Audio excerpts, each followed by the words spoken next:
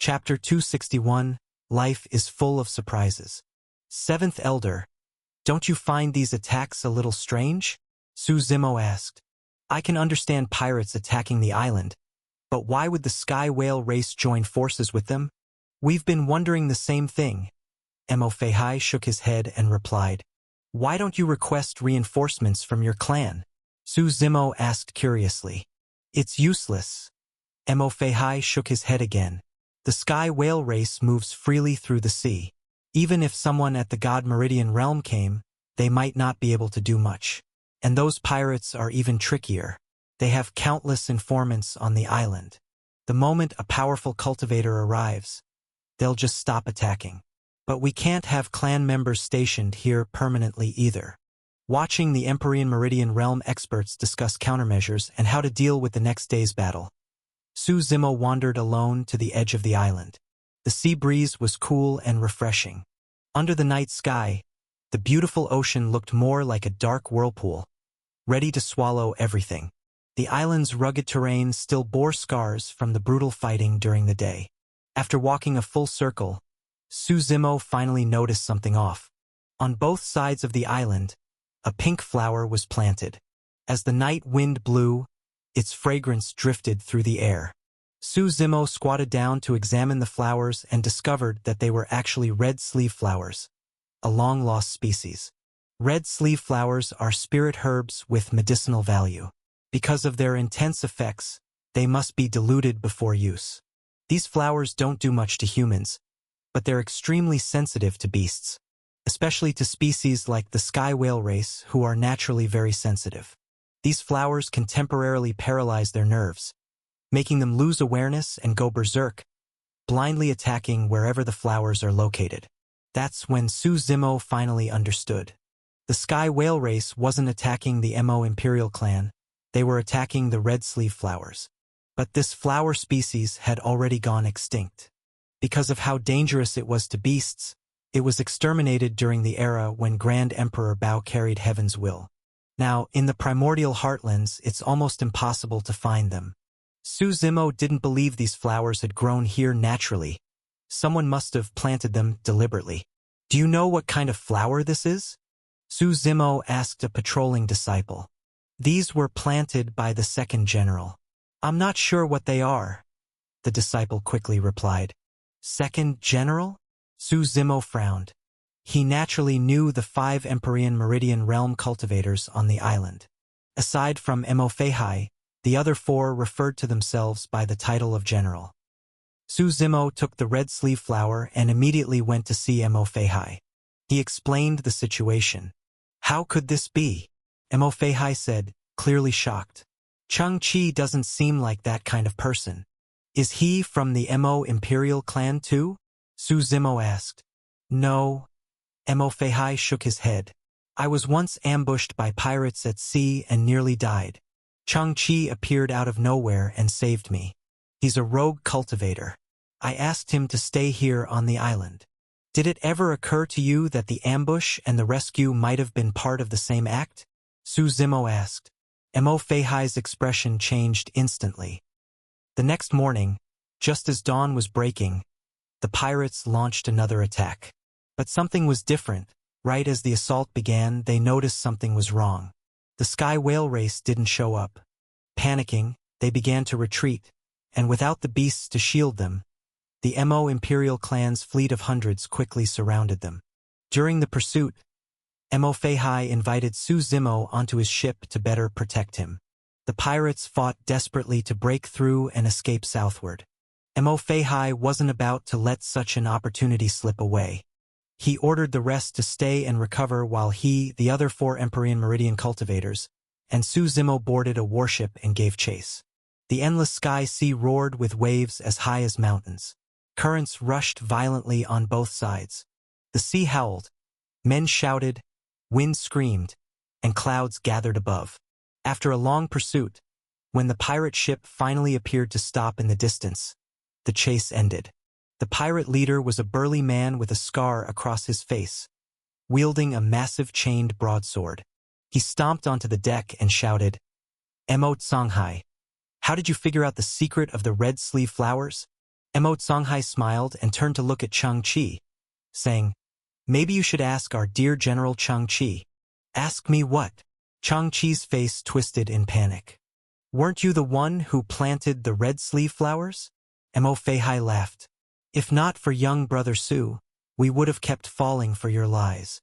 "It was just a coincidence," Su Zimo chuckled. Realizing he had been exposed, Chang Chi stopped pretending. He drew his sword and snarled, "So you're the one who ruined my plan." His Empyrean Meridian aura flared, and he charged straight at Su Zimo. Su Zimo snorted coldly and sidestepped the attack. Clang! A sword pierced from behind, catching Su Zimo off guard, stabbing into his back. The blade passed through his burning chest, and blood dripped down.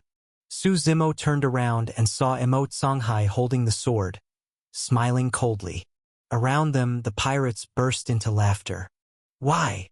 Su Zimo asked, struggling to speak. "You shouldn't have stuck your nose where it didn't belong," Emo Songhai said calmly. He yanked the sword out and narrowed his eyes. "If you had just waited for the teleportation array to be completed, nothing would have happened to you. But you just had to expose the red sleeve flowers, which put me in a tough spot." "I don't get it," Su Zimo said, shaking his head. "You're a Emo Imperial Clan member. Why side with the pirates?" "A Emo Imperial Clan member?" Emo Songhai laughed maniacally. "You think someone who only has a meaningless title like Seventh Elder, someone exiled to this godforsaken place, surrounded by nothing but endless ocean, you think I'm still part of the Emo Imperial Clan? You know, every time these pirates attacked, they stole a huge amount of resources from the island. And the clan, desperate to keep the teleportation array functional, had no choice but to keep supplying me. Everything was going perfectly. No one wants to come to this hellhole, and now that I'm here, I finally got the resources I wanted. Why did you have to ruin that balance?" Chapter 262, Arrival at the Middle Continent. "So that's how it is." Su Zimo narrowed his eyes and said, "But aren't you afraid the Emo Imperial Clan will investigate if you kill me?" "Us? Kill you?" Emo Feihai shook his head. "You're mistaken. It was the pirates who killed you. That has nothing to do with us. Who's going to know if there's no evidence? No wonder you lured me to such a remote place." Su Zimo looked around at the empty surroundings and chuckled. "Enough talking. At least you'll die with some clarity now." Emo Feihai's Empyrean Meridian aura surged, and he struck at Su Zimo with his palm. "How do you know I didn't do all this on purpose?" Su Zimo smiled lightly. With a wave of his hand, Paimon's figure appeared above, and a vast demonic aura engulfed the sea around them. "Kill them all. It'll make a decent explanation to the Emo Imperial Clan." Su Zimo stood up and said coldly. Sensing Paimon's overwhelming presence, Emo Feihai's face changed drastically, and the other Empyrean Meridian realm cultivators became visibly alert. "You? How?" "Surprised." Su Zimo shook his head. "You can die confused. I'm not in the mood to explain." As his words fell, the demonic energy from above surged downward. The dark aura enveloped everyone present, including the pirates on the other ship. No matter how much they resisted, it was all useless. So-called Empyrean Meridian realm cultivators were mere ants before Paimon. The sea churned. Clouds that had long gathered above finally released rain. "Su Zimo, if you kill me, the Emo Imperial Clan won't let you go." Emo Feihai roared. "No matter what you say, Emo Songhai is still my older brother. It's not your place to lecture me." "You think I fear the Emo Imperial Clan?" Su Zimo shook his head. "Besides, you tried to kill me first. I simply turned the tables." Their voices shifted from rage to wails, then finally silence. When the black mist faded, only a few corpses remained on the brown ship deck. The ship turned back toward the island, white sails whipping in the stormy wind. Thunder roared in the gloomy sky. The rain grew heavier. The once calm sea now rolled with waves. Standing at the bow of the ship, Su Zimo faced the storm, his hair tossed by the wind. Behind him lay a dozen corpses, some from the Emo Imperial Clan, some pirates. Su Zimo had searched Mo Feihai's storage ring but didn't find the item he was looking for. He could only return and search again. When the ship, tossed by wind and rain, finally docked at the island, the patrolling disciples were stunned by the scene aboard. Su Zimo didn't hide anything. He told the full truth of what had happened. He didn't bother worrying about how the disciples would report to Mo Songhai. Back on the island, the first thing Su Zimo did was head to Mo Songhai's room. After a thorough search, practically tearing the place apart, he finally found a hidden compartment behind a bookshelf. Breaking it open by force, he discovered only two things inside: a storage ring and a damaged formation disk. The storage ring contained the massive wealth Mo Feihai had accumulated over the years by colluding with pirates. But the broken formation disk was what Su Zimo truly wanted: the Hexagenesis Immortal Formation Disk. To be precise, there were 8 pieces of this disk, held by the 7 elders of the Mo Imperial Clan and Mo Songhai. When all 8 pieces are combined, they form the complete Hexagenesis Immortal Formation. This was a creation left behind by the Formation Emperor, the very first disk he forged after creating the formation. To the current Mo Imperial Clan, this disk was largely useless. They could already deploy the Hexagenesis Immortal Formation with ease. But for Su Zimo it was priceless. After storing the disk away, Su Zimo left Mo Feihai's room. Without any further delay, Su Zimo entered the formation and headed for the Middle Continent. Who would clean up the mess here? That was now the Mo Imperial Clan's problem. Another long, dull spatial journey began. After drifting endlessly, Su Zimo finally arrived at the Middle Continent. Surrounded by the endless sky sea, this continent sat at the center of the 4 major continents and was the most prosperous and powerful of them all. Of course, Su Zimo didn't plan to stay long this time. After destroying the heaven-severing sacred ground, he would leave. He still had other matters to deal with. The boundless Middle Continent had always been the dream destination for cultivators from the outer continents. Every ambitious warrior hoped to one day make a name for themselves here. The biggest landmass, the most sex, the strongest cultivators. That's probably the simplest way to describe the Middle Continent. Su Zimo was teleported into a city called Dark Corner Capital. A city where humanity was lost, power was supreme, and darkness ruled. In this city you could trample all rules, as long as you were strong enough. Murder, looting, all manner of crimes were daily occurrences. Anyone who lived here was either extremely evil or extremely dangerous. The Mo Imperial Clan owned a small business here. Their teleportation array was set up in this very city. In fact, many sects from the 4 outer continents chose to place their teleportation exits here. That's because other cities in the Middle Continent had rulers and established order. To build a teleportation array in those places required permission and came at a steep cost. But in Dark Corner Capital, none of that was necessary. If you had the strength, no one could stop you from doing anything. Put simply, there were no laws here, no rules. Power made the rules. The Mo Imperial Clan, despite being an imperial lineage, didn't have a huge reputation in the Middle Continent, but few dared to mess with them either. After stepping out of the teleportation array, Su Zimo was received by the local Missouri Imperial Clan representative. He asked around and learned that the Middle Continent was divided into 4 massive regions. Dark Corner Capital was in the Holy Flower region, and conveniently so was the heaven-severing sacred ground, so Su Zimo wouldn't have to travel far. The Mo Imperial Clan's business here was a small tea house. Su Zimo didn't stay long. After leaving the tea house, he took a stroll around Dark Corner Capital. Chaotic. That was Su Zimo's first impression. Open street killings, all kinds of filthy, immoral behavior, these were everyday occurrences. And if that was what was visible on the surface, one could only imagine what went on in the shadows. There were 7 in total, 5 men and 2 women. They looked about the same age as Su Zimo. Their faces still had a hint of youthfulness, clearly not natives of Dark Corner Capital. Chapter 263, The Slaughter Begins. These young men and women were all dressed in matching purple robes, with the character Wo, Marshal, embroidered on the back. From Suzimo's guess, they were probably like him, people who had arrived via teleportation. Their purple robes reminded Suzimo of a certain sacred ground. The martial Zenith sacred ground of the northern continent. An imperial lineage founded by the martial emperor. The group entered the tavern together, while Suzimo found a window seat and sat down. "Junior sister Xiao Xiao, what would you like to eat?" asked a young man sitting at the head of the group, a sword at his waist, who looked warmly at the girl across from him.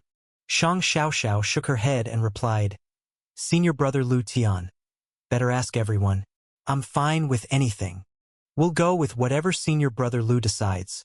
A nearby youth named Guoji chuckled. Everyone in the sacred ground knows Lu Tian's totally smitten with junior sister Shang. The others laughed, while another girl in the group, Fuyu, grumbled. "I really don't get what the sacred ground was thinking, sending us to this filthy place to train. How can a place like this compare to the sacred ground?" "Stop complaining, junior sister Fu," Shang Xiaoxiao said with a smile. "The sacred ground must have its reasons. This dark corner capital isn't like our martial Zenith sacred ground. Everyone, be cautious," Lu Tian reminded. As they were enjoying their meal, a new group entered the tavern. They were all dressed in black robes, cloaked head to toe. Their hoods and cloaks masked everything, leaving no features visible. Only the one leading them stood out, a bald, obese man swaggering in. As soon as the bald fatty walked in, he barked, "Innkeeper, get me your best private room." The tavern owner looked up, saw the black-robed figures behind him, and his face changed. He quickly nodded in agreement. The fat man grinned smugly. As he passed the martial Zenith sacred ground table, his eyes lit up at the sight of Shang Xiaoxiao. He laughed and reached out to touch her face. Lu Tian frowned and smacked the fat man's hand away with his sword sheath. "Watch your behavior," he said coldly. Shang Xiaoxiao also stepped back, visibly disturbed. Hearing Lu Tian's words, the fat man laughed like he'd just heard the funniest joke. "You little punk, do you even know who I am? You dare speak to me like that?" With a wave of his hand, he commanded the black-robed figures behind him, "Grab them all!" The sound of swords being drawn rang out. The black-robed people surrounded the martial Zenith disciples, their Paragon Meridian Realm auras surging. "We're from the martial Zenith sacred ground," Guoji said, his face darkening. "If you touch us, aren't you afraid of provoking an imperial lineage sacred ground?" Hearing that, the black-robed people froze. "What are you all doing?" "I said grab them," the bald fatty yelled. "Second Master, the Palace Lord gave orders. We're not to mess with imperial lineage sacred grounds." One of the black-robed men said hesitantly. "What are you scared of? If anything happens, I'll take the blame. This is Dark Corner Capital. What's an imperial sacred ground gonna do here?" The fat man scoffed. "Besides, they're not even from the middle continent. Their reach can't extend here. Clear the place first. No need for unnecessary witnesses." The black-robed man frowned. With a gesture, the remaining black-robed men began clearing out the tavern. The owner scurried off to a corner, not daring to speak. Many patrons were forced out. Some newcomers unfamiliar with the scene grumbled, "Who the hell are these guys? So arrogant." After all, anyone who dared come to Dark Corner Capital was probably a force to be reckoned with elsewhere. "Death God Palace. If you don't want to die, leave quietly," someone nearby whispered. Upon hearing that name, most people immediately shrank back and hurried away. Though Dark Corner Capital was chaotic and lawless, there were still 3 universally recognized top powers: Death God Palace, Radiant Temple, and Thousand Sword Gate. Each had their own origins. While they didn't rule the city, everyone agreed, do not mess with them. Suzimo sipped his strong wine, watching the scene unfold with interest. A black-robed figure approached him, pointed at the door, and stared directly at him. The meaning was clear. "No worries, you guys do your thing. I'll just enjoy my meal." "I'm not in your way," Suzimo said casually. The black-robed man said nothing and immediately swung his blade at Suzimo's head. Boom! A deafening blast drew everyone's attention. The black-robed man lay on the ground, blood pouring from his mouth. After a few twitches, he was dead. You dared to kill someone from the Death God Palace? The bald fatty looked at Su Zimo in shock. I told you, go ahead and fight. I'm just eating. I'm not in the way, Su Zimo said calmly, then lowered his head and kept drinking. The fat man's face turned red with rage. Then he laughed in disbelief. All right then, let's see if you can walk out of Dark Corner Capital alive. I'll twist off your head and use it as my chamber pot. With what you just said, you're already a dead man, Su Zimo replied coolly. Kill him. Kill him now. The fat man screamed at the remaining black-robed men. They all charged forward. Most were at the Paragon Meridian realm. Su Zimo slowly drew his saber, Shadow Tyrant, without even standing up. Lightning crackled along the blade. He used the 19 forms of Dao Seeking, 6th form, Blade of Slaughter. The scent of blood and a red mist filled the air. In the once bustling tavern, the moment his curved blade descended, everything fell silent. All the black-robed men froze mid-motion. A line of blood spurted from each of their necks. Their eyes filled with fear. They tried to say something, lifting their hands. Thud. Heads separated from bodies. One by one, they dropped to the ground. The fat man watched in horror. As Su Zimo looked at him, he immediately dropped to his knees. Please don't kill me. I'll give you anything you want. My brother is the Palace Lord of Death God Palace. Su Zimo wiped the blood from his blade with a piece of cloth and slowly stood up. He walked step by step toward the fat man. His gaze swept beyond the tavern, toward the dark and gloomy city outside.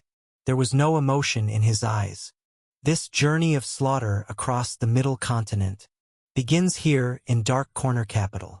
Chapter 264 Ghost Yama. Watching Su Zimo walk toward him step by step, the bald fatty completely panicked.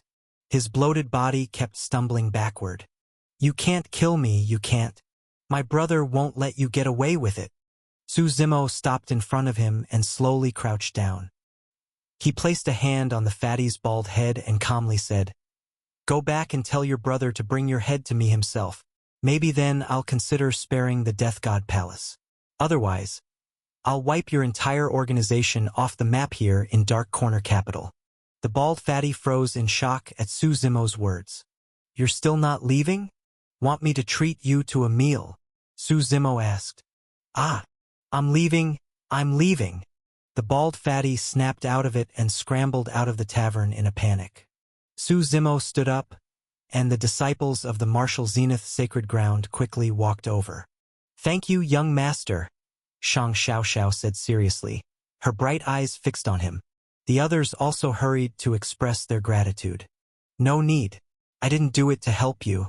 They just happened to piss me off. Su Zimo waved his hand and smiled at them. Your disciples from the Martial Zenith Sacred Ground? Shang Xiaoxiao nodded and said, The Sacred Ground teleported us here. We thought it would be a normal training experience, but didn't expect it to be this chaotic. You're not ready for a place like this yet? Su Zimo said, shaking his head. This place was far more dangerous and chaotic than the outside world, harsh and unfriendly to most. A single misstep could leave a permanent scar on someone's heart. That's what we thought too. We've talked it over and plan to leave Dark Corner Capital tomorrow. Lu Tian added with a smile. We'll explore other parts of the Middle Continent since we've made the trip. Just as Su Zimo was about to leave, Shang Xiaoxiao quickly asked, Young master, where are you heading? Su Zimo turned back, puzzled by their question. You should leave Dark Corner Capital soon, she urged. You probably don't realize how powerful the Death God Palace really is. Right now is the best time to escape before they react. Escape? Su Zimo chuckled softly, then simply shook his head and walked out of the tavern without another word. Watching his back disappear into the street, Fu pouted and muttered, What a weirdo. Maybe he's just not afraid of the Death God Palace, Guizhi said with a laugh. Either way, we should report this to the Sacred Ground. The Death God Palace is getting out of control, Lu Tian said with a cold snort. After leaving the tavern, Su Zimo returned to the Mo Imperial Clan's tea house. The manager there was Mo Zhan, an elder from a branch family of the Mo imperial clan. Elder Mo, how much do you know about the Death God Palace? Su Zimo asked, wanting some basic info. What's going on? Mo Zhan looked confused. They're one of the top 3 forces in Dark Corner Capital. I know some of their higher-ups have to survive here. There was a little conflict, Su Zimo said with a smile. Mo Zhan's face changed slightly. You shouldn't mess with the Death God Palace. Who did you fight with? If it was just some lower-ranked members, I might be able to smooth things over. But if it was someone from the top, only the clan can help you. No need. Just tell me what you know, Su Zimo replied. Why won't you listen? Mo Zhan said anxiously.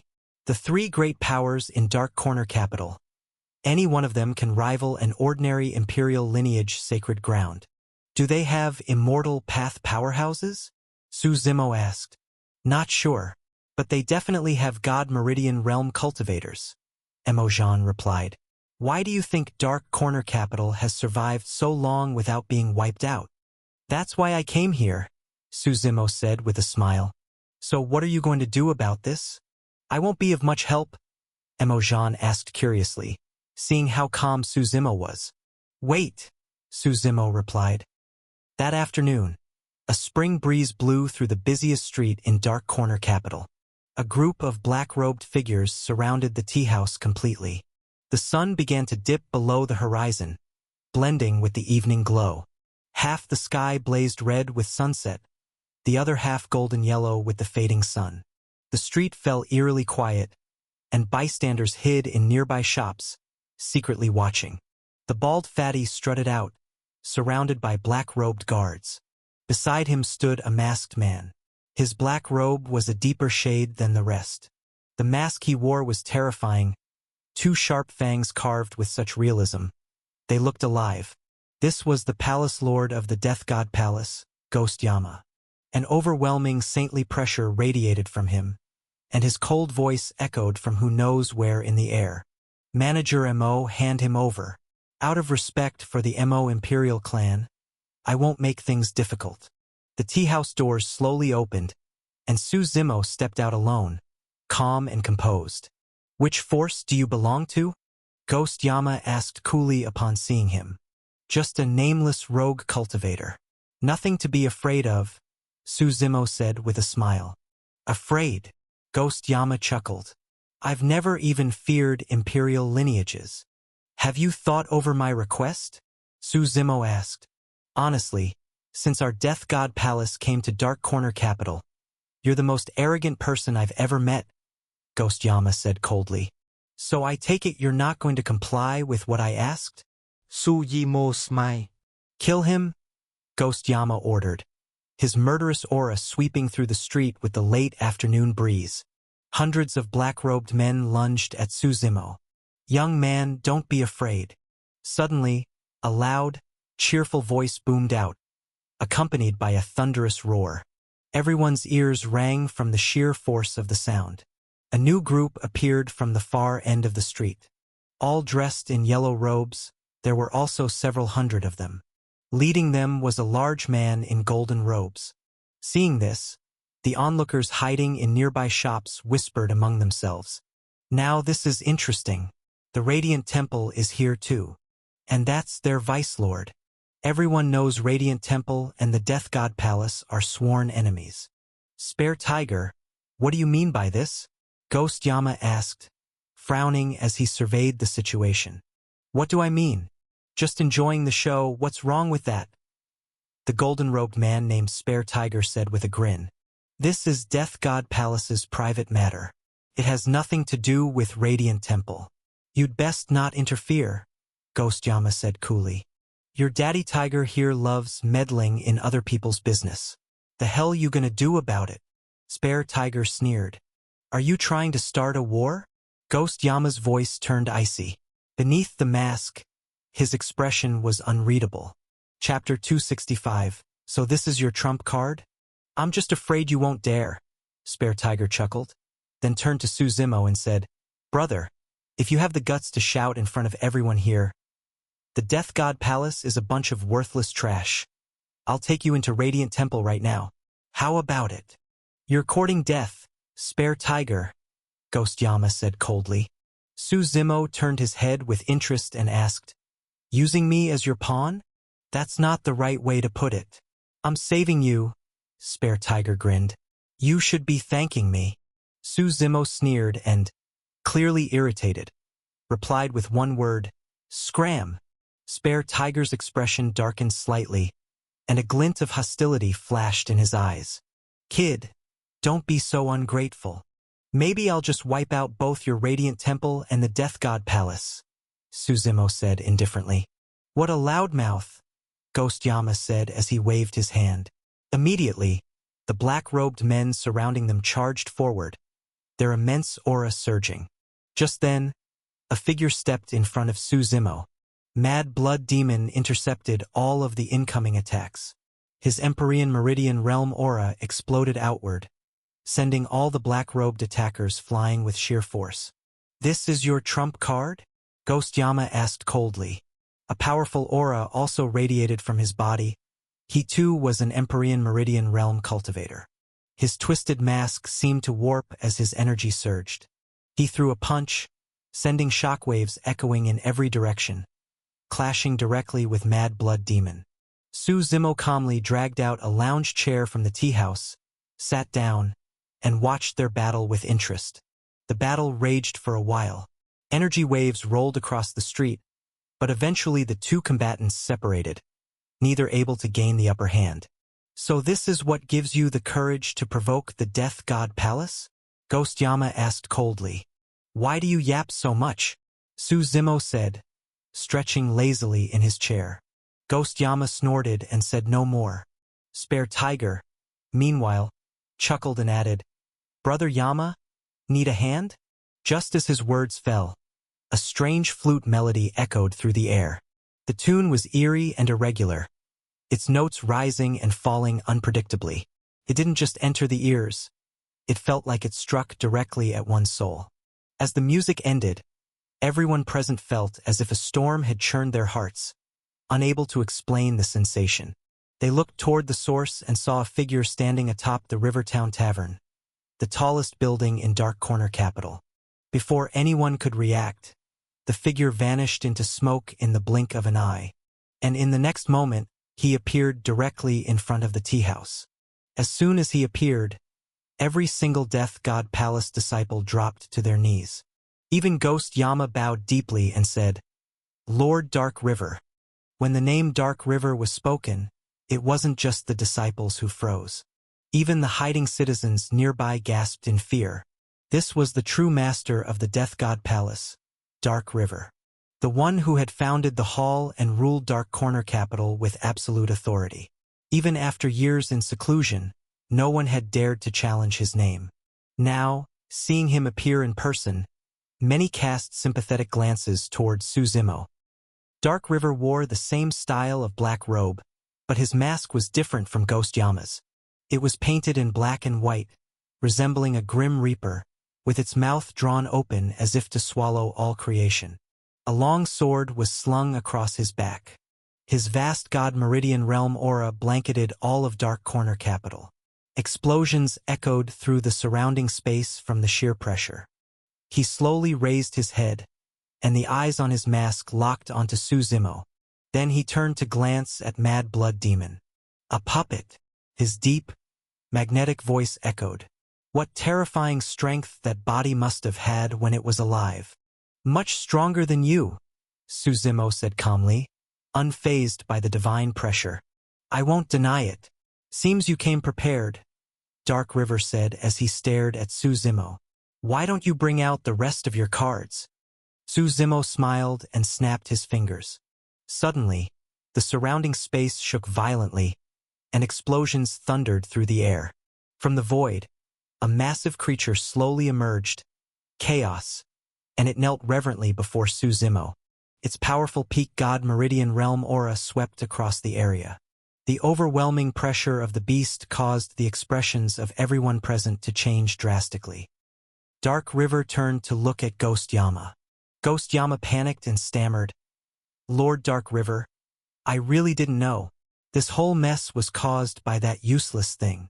As he spoke, he kicked the bald fatty next to him to the ground. I haven't fought in ages. Dark River turned back to Suzumo with a solemn expression. You're clearly not from some ordinary sect. That's not important, Suzumo said with a smile. The only thing that matters is that the Death God Palace is destined to be erased today. Whoosh! A sound like rushing water echoed in the sky. Dark River's true fate appeared above him.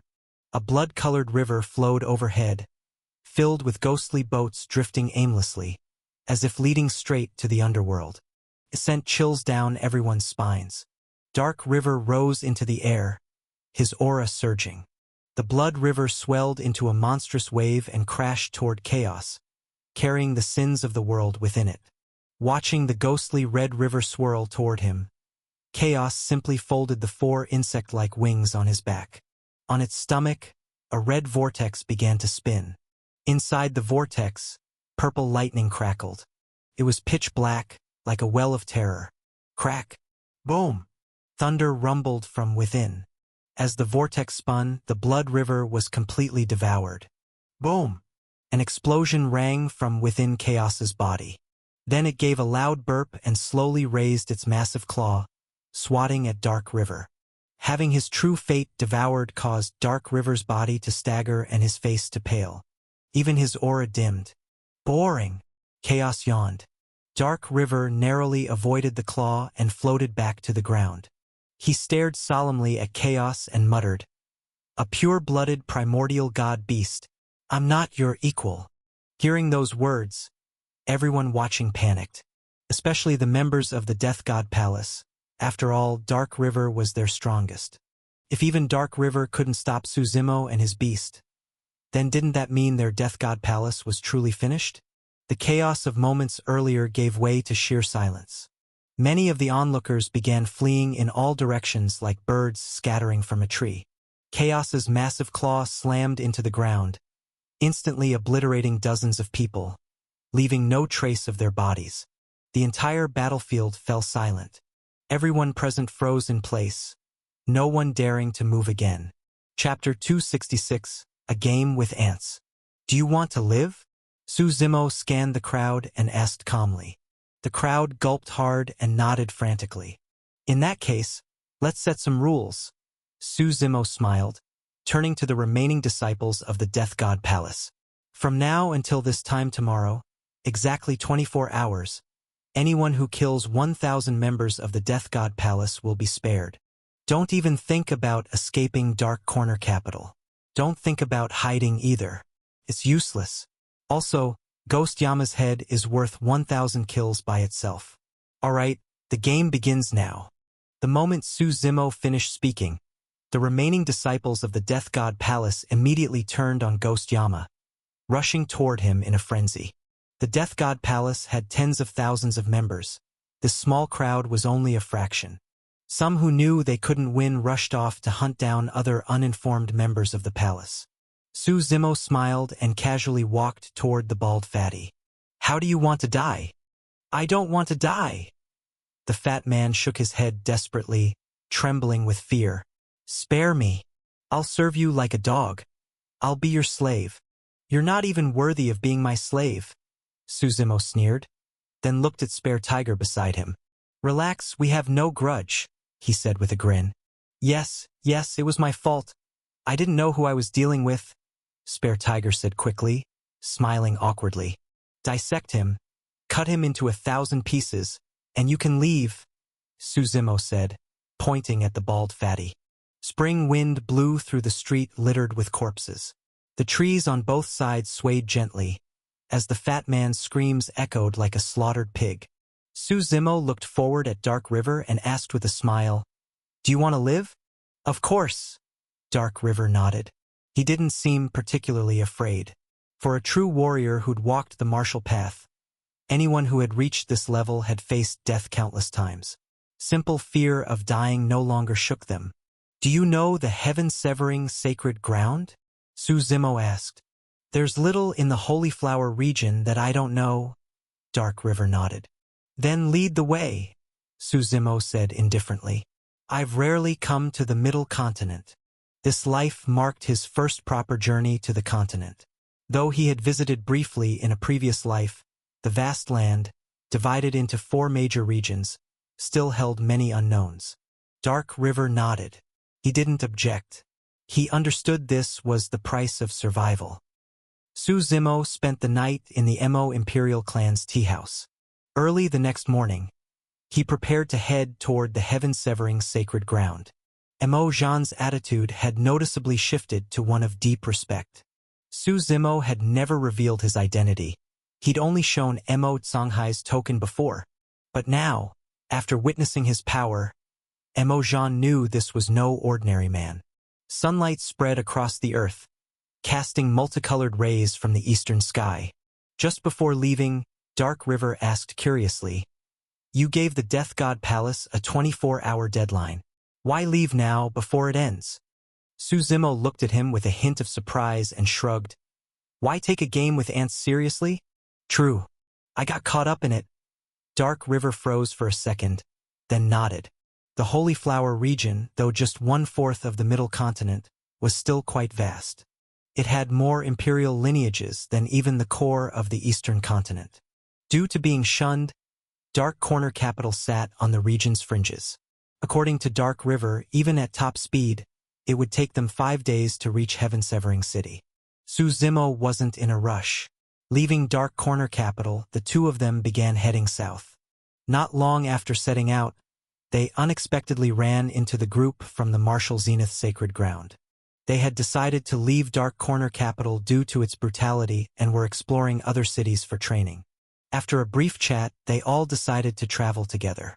Su Zimo didn't mind. He kept Dark Heaven Tiger with him at all times. His spatial ring was split into 2 compartments, one for living creatures and one for non-living items. This type of ring was rare and expensive, but Su Zimo had never lacked resources since childhood, so he didn't think much of it. He laid back on the Dark Sky Tiger's back and entered his True Fate world. There, something significant was happening on the God world.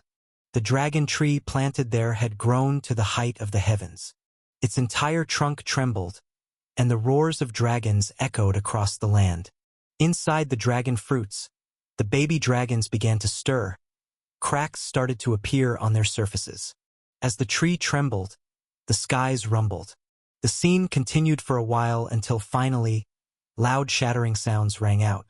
The cracks on the dragon fruit grew larger, and tender dragon cries emerged from within. Then, nearly 100 dragon fruits fell to the ground. Each one cracked open, and baby dragons about a meter long crawled out.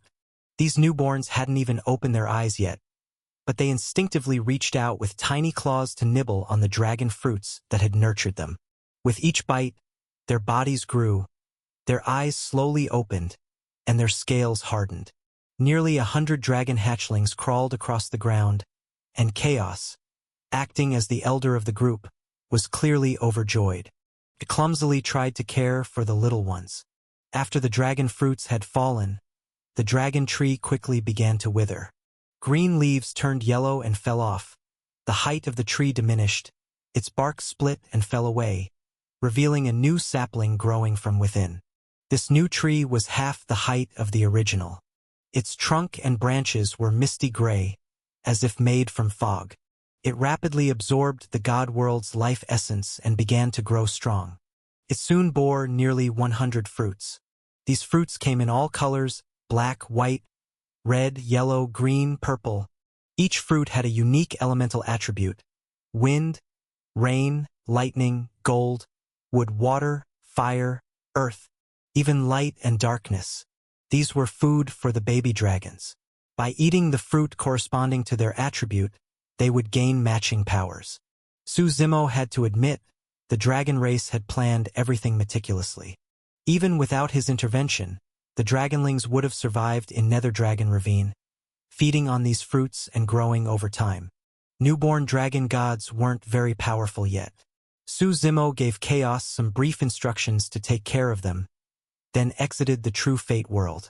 Back in the real world, the group hadn't traveled far when a figure suddenly blocked their path ahead. Chapter 267, Lord of Light. Lush green cypress trees lined both sides of the road, their thick leaves rustling softly in the breeze. An elderly man in coarse blue robes sat beneath one of the trees. Shafts of sunlight filtered through the leaves, casting blurred shadows across his face. A faint wisp of steam still rose from the teacup in front of him. "Care for a cup?" the old man said, sitting at a wooden table with 3 teacups, one for himself, the other 2 for Su Zimo and Dark River. His white hair and wrinkled face bore the deep lines of time. The moment Su Zimo saw the man's face, he froze. "Xiao Ding Tian," he muttered under his breath in disbelief. Who would have thought that someone this aged and unassuming would have such a domineering name? "The Lord of Light," Dark River murmured quietly beside him. "What did you say?" Su Zimo frowned and looked at Dark River. "He's the founder of the Radiant Temple," Dark River explained. "His real name is unknown, but the world calls him the Lord of Light. So, Xiao Dingtian is the Lord of Light." Su Zimo narrowed his eyes slightly. Su Zimo knew this name well. Xiao Dingtian was one of the few true confidants Su Zimo had in his previous life. Back when Su Zimo had fallen into the Nether Dragon Ravine and wandered the world alone. It was during his time with Lan Kuer in Purple Fragrance Village that he met Xiao Dingtian, a traveler just passing through. This man understood him. He knew the pain of failure and how to comfort someone lost in the dark. One of Su Zimo's few real friends. And only now did Su Zimo realize that this old friend had once been the Lord of Light. The title itself was steeped in legend. Its bearer was a man of grand ambition. The Lord of Light once promised to spread light across the world. Not just sunlight, but hope. To bring radiance to the dark, to cleanse what was filthy, and to guide the lost and helpless. The Radiant Temple, located in the chaotic Dark Corner capital, was merely one outpost in his pursuit of that vision. Without hesitation, Su Zimo sat at the tea table, picked up a cup, and took a sip with a smile. He could sense it, the Lord of Light was definitely at the 5th and final step of the immortal path, far stronger than Dark River. "Do you have business with us, old friend?" Su Zimo asked with a grin. "You should know who I am." The Lord of Light smiled. "I heard what happened in Dark Corner Capital. Are you here to pass judgment?" Su Zimo asked, amused. The Lord of Light shook his head. "Just here to see you." "To see me?" Su Zimo raised a brow. "There's too much darkness in your heart?" The Lord of Light said calmly. Su Zimo paused for a moment, then smiled and asked, "You mean you don't have darkness in your own heart?" The Lord of Light paused as he held his teacup, staring at Su Zimo for a long time before finally responding with calm conviction. "Ido. Perhaps even more than any of you. The world praises me as the embodiment of light. But in the end, I'm still human. A man with flesh, blood, and a soul. And what human is immune to desire? Then what's the purpose of the Radiant Temple?" Su Zimo asked. "To be the one force the Death God Palace fears," the Lord of Light smiled. "To bring a glimmer of light into Dark Corner Capital." Su Zimo shook his head slightly. "You're strong enough to wipe out the Death God Palace. Why allow this stalemate between your factions? Those who battle demons should take care not to become one themselves," the Lord of Light said after a moment of silence. "If I destroy the Death God Palace, the Radiant Temple could very well become the next Death God Palace." "Why?" Dark River asked, confused. "If even the Lord of Light has darkness in his heart," Su Zimo smiled, "then what about his followers? You don't think the current Radiant Temple is already starting to rot? That Vice Lord Spare Tiger is clearly changing." "Spare Tiger? He used to be such a kind, passionate young man." The Lord of Light chuckled. "When I first built the Radiant Temple, he wasn't like this. But power has begun to corrupt him. If the Death God Palace were to fall, he might well become the next dark force." Su Zimo smiled. "Without darkness, how would we appreciate the importance of light? Light can never cover the world completely, and darkness can never blanket it forever. Yin and Yang complement each other. One cannot exist without the other." "You see things clearly," the Lord of Light nodded. "But the darkness in your heart is heavy. Trying to enlighten me, Xiao Dingtian?" Sujimo Lauget. Hearing his real name spoken, the Lord of Light was visibly startled. He looked surprised and asked, "How do you know my name?" "The darkness told me," Suzimo replied with a grin. The Lord of Light was silent, then chuckled and slowly faded from sight. "We will meet again someday. I'd prefer if we didn't." Suzimo understood now. He and Xiao Dingtian were not of the same path. After the Lord of Light left, the group resumed their journey. Dark River didn't question how Suzimo knew the old man's name. His instincts told him Suzimo hid much more than he let on. He grew more cautious with each passing day. Meanwhile, the disciples from the Martial Zenith Sacred Ground were carefree, chatting joyfully as if on a leisure trip rather than a training expedition. After 3 dusty days of travel, the group finally came across a city. According to Dark River, from this point on, cities would appear more frequently and the population would become more dense. As they approached, Suzimo looked up to see the characters Yellow Spring City, etched above the city gate. But the entrance was eerily quiet, not a single guard in sight. Lu Tian suggested, "Why don't we stay here for the night and continue tomorrow?" Everyone nodded in agreement. "Perhaps we should go somewhere else," Dark River said. "What's wrong?" Suzimo asked. "Yellow Spring implies the final destination of all souls," Dark River explained. "This city is even more feared than Dark Corner Capital. It's cursed by demons. Any outsider who stays the night will mysteriously die the next day. Only the native residents survive. No need to tempt fate. There are other cities ahead," he said. "What do you all think?" Suzimo turned to the others. "Let's keep going," said Fuyu timidly. Chapter 268, Heaven Ascension Holy Mountain. "Let's head to another city then," Suzimo said calmly, glancing once more at Yellow Spring City. If he were traveling alone, he wouldn't have minded staying. But since several disciples from the Martial Zenith Sacred Ground were with him, none of them particularly powerful, Suzimo didn't see the point in taking unnecessary risks. The group continued their journey. By the time they reached the next city, night had fully fallen. Flow Fire City. They entered the city, which was brightly lit and bustling with life. Dark River explained, "This entire region, including Flow Fire City, is governed by the Heaven Ascension Holy Mountain. Though not an imperial lineage, their strength is on par with one. They are one of the most renowned factions in the Holy Flower region." The group picked an inn at random for the night, not bothering to be picky. Inside the brightly lit inn, they reserved rooms and then ordered some food downstairs. "Tomorrow, let's part ways," Suzimo said to the disciples from the Martial Zenith Sacred Ground. "I'm heading to the Heaven-Severing Sacred Ground. You'll be continuing your training elsewhere." "Thanks for looking out for us, Brother Su," Lu Tian said, standing up and downing a drink. The others also expressed their gratitude. At the side, Shang Xiaoxiao remained quiet, her expression somewhat low. She looked at Suzimo and said, "If you ever come to the northern continent, please visit me at the Martial Zenith Sacred Ground." Suzimo smiled and nodded. Of course, every encounter is fate. As they chatted, the moonlight outside grew colder and clearer, stars sparse across the sky. Suddenly, a group of black-clad men burst into the inn. Without a word, they began smashing the place apart. Bang! Bang! Bang! Echoed through the inn. All the other patrons panicked and ran upstairs to hide, except for Suzimo's table and another nearby. "Stop! Stop!" The innkeeper rushed out to stop them. But the masked men ignored him, one of them even kicking him to the ground before continuing the destruction. The innkeeper, helpless to stop them, could only crouch on the floor and weep bitterly. The black-clad men kept advancing until they noticed Suzimo's group and the table beside them still seated.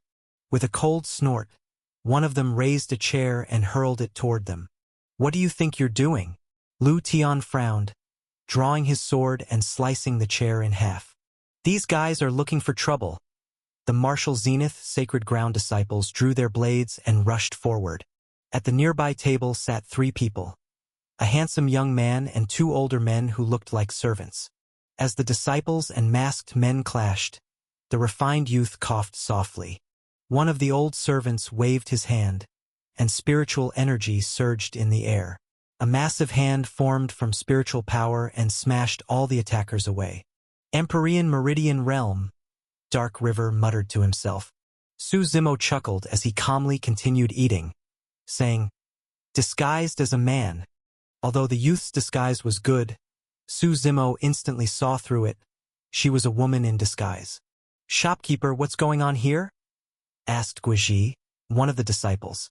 It's the Lu clan. I'm sure it was ordered by Lu Jia, their second young master. The innkeeper cried. What Lu clan? Who's Lu Jia? Speak clearly. Lu Tian pressed. The Lu clan is the largest clan in Flowfire City. They were appointed by the Heaven Ascension Holy Mountain to rule here. The innkeeper explained. Lu Jia is arrogant and lawless. Practically every business in town has to secretly pay him protection money. Not long ago, he demanded payment from me. I refused. And this is what happened. They trashed my inn. Unbelievable. Doesn't anyone rein him in? Guizhi said angrily. The Lu clan's old master spoils him completely. He's like a tyrant in Flowfire City. No one dares stop him. The innkeeper sighed.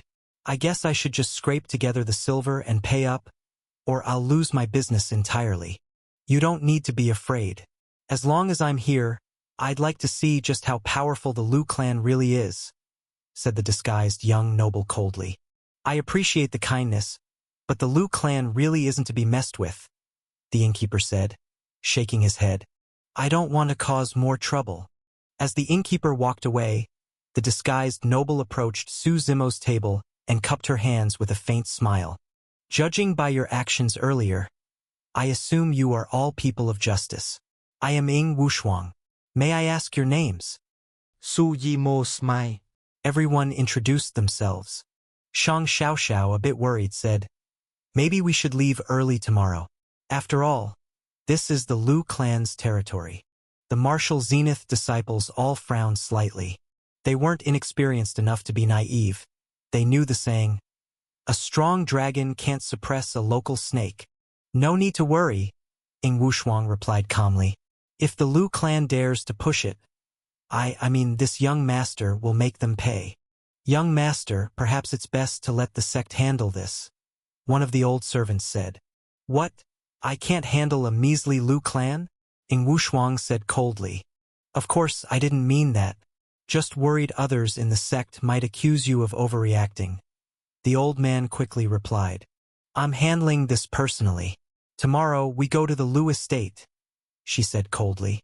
The old man nodded, not daring to object further. Ing Wushuang then turned to Su Zimo's group and smiled. Would you all care to join me tomorrow? Let's get justice for the people of Flowfire City. Don't worry. I promise nothing will happen to you. Sure. Count us in. The martial Zenith disciples all responded excitedly. They weren't fools, they could tell this Ing Wushuang had a powerful background, unafraid of the Lu clan. And judging from the conversation, it seemed likely she had ties to the Heaven Ascension Holy Mountain itself. I'm fine with it. Su Zimo glanced at Dark River, who didn't object either. After dinner, everyone returned to their rooms to rest. The night passed peacefully. By early morning, everyone was up and ready. After washing up, they followed Ing Wushuang in a grand procession toward the Lu estate. Everyone was curious. Just who was this Ing Wushuang? Really? Chapter 269. Where the hell do you even get that sense of superiority? The Lu estate was located in the heart of Flowfire City's busiest street. Ing Wushuang led the group in a bold march toward the Lu clan. Their arrival caused a massive stir along the way. With the disciples of the martial Zenith sacred ground spreading the word, a crowd of curious onlookers followed, eager for drama. By the time they reached the Lu estate, the entrance was packed with townsfolk. Ignoring the guards at the gate, Ing Wushuang led everyone directly into the estate. As they entered, a middle-aged man in a blue robe rushed over with a team of guards. That's Lu Tong, the Lu clan's guard captain. Everyone, calm down. Someone in the crowd whispered nervously. Lu Tong's at the Paragon Meridian realm. We can't match that kind of power. What are you scared of? There are so many of us. What's he gonna do? Kill us all. Hearing the murmuring of the townsfolk, Lu Tong frowned and snapped. What do you people think you're doing? Are you trying to rebel?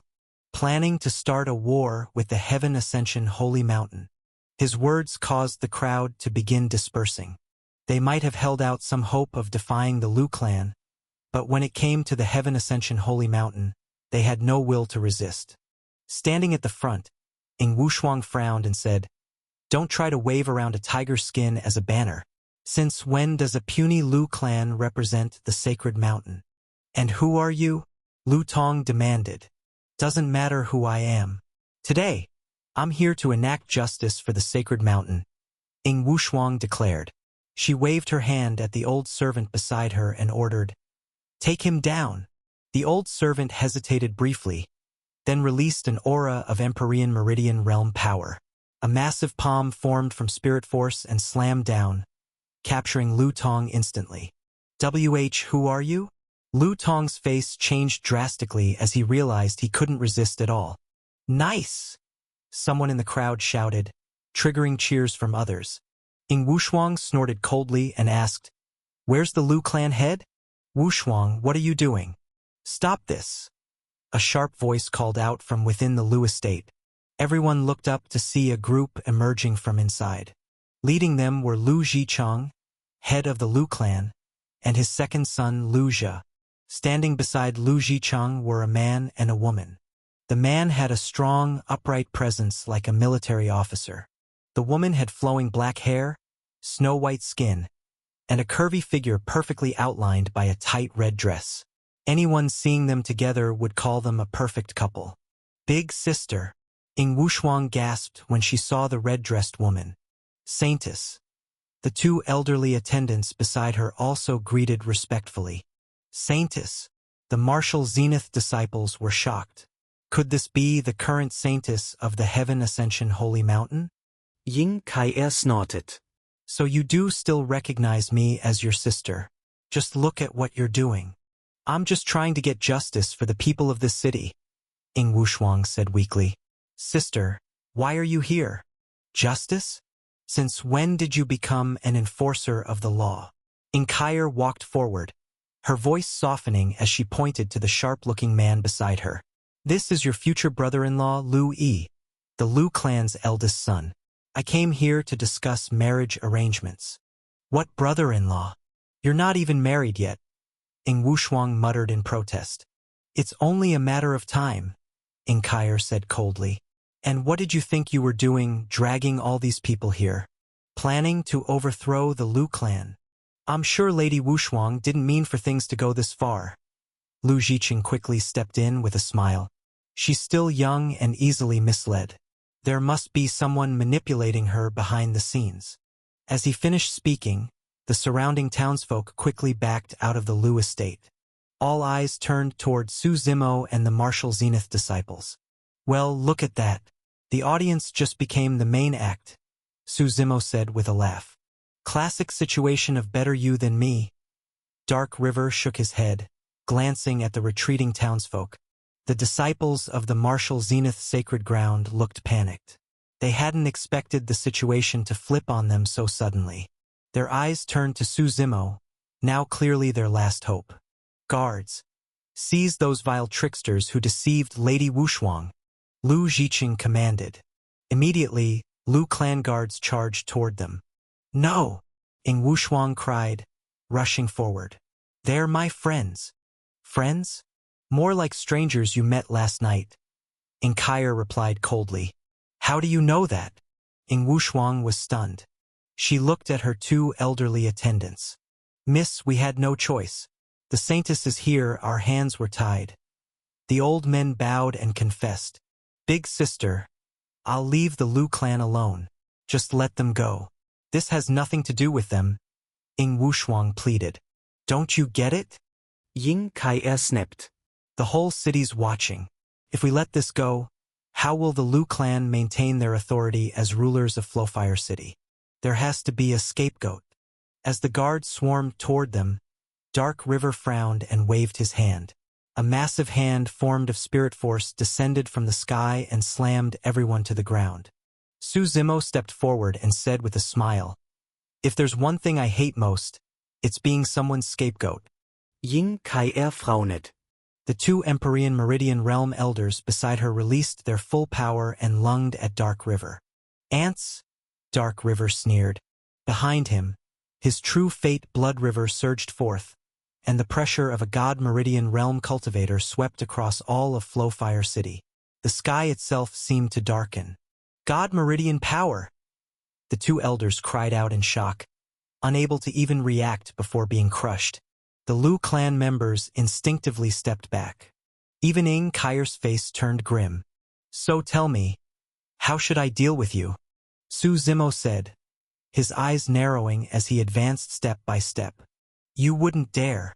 I'm the saintess of the Heaven Ascension Holy Mountain," Ing Kai said, stumbling backward. "What are you doing?" Lu Yi stepped in front to shield her. "The sacred mountain won't forgive you." Su Zimo smacked Lu Yi flying with one strike. Then he looked at Ing Kai's proud, arrogant face, and stomped down hard. "Damn. Where the hell do you even get that sense of superiority?" Chapter 270 Supreme Een Netherglow stirs. Endless waves of energy surged under Su Zimo's feet as Ing Kai's body was sent flying through the air. He lifted his head slightly, sweeping his gaze over everyone present. The crowd was dead silent, frozen in fear. Su Zimo walked step by step toward Ing Kai. "Don't kill her, I beg you." Ing Wushuang quickly stepped in front of him. "What kind of logic is that? She tried to make me her scapegoat, and now you want me to spare her." Su Zimo tilted his head and smiled. "I know, but she's still my sister. I can't just stand by and watch her die." Ing Wushuang replied, "Whatever you want, just say the word. If it's something I can do, I will." Su Zimo paused, then said, "For the sake of how you pleaded for us earlier, I'll give her one chance." He grabbed Lu Yi, who was nearby, and tossed him in front of Ing Kai. "Only one of you can live. You decide." Ing Kai's face went pale. She looked at the struggling Lu Yi, who kept shaking his head at her. "Hurry up. I don't have time to waste," Su Zimo said calmly. Ing Kai was silent for a while, then slowly drew the sword hanging at Lu Yi's waist. Her eyes locked onto his face. "I'm sorry. Better you than me," she whispered, her hands trembling as she plunged the sword in. Blood sprayed as Ing Kai stood there stunned, like she had lost her mind. Su Zimo smiled, then turned to look at the people of the Lu clan.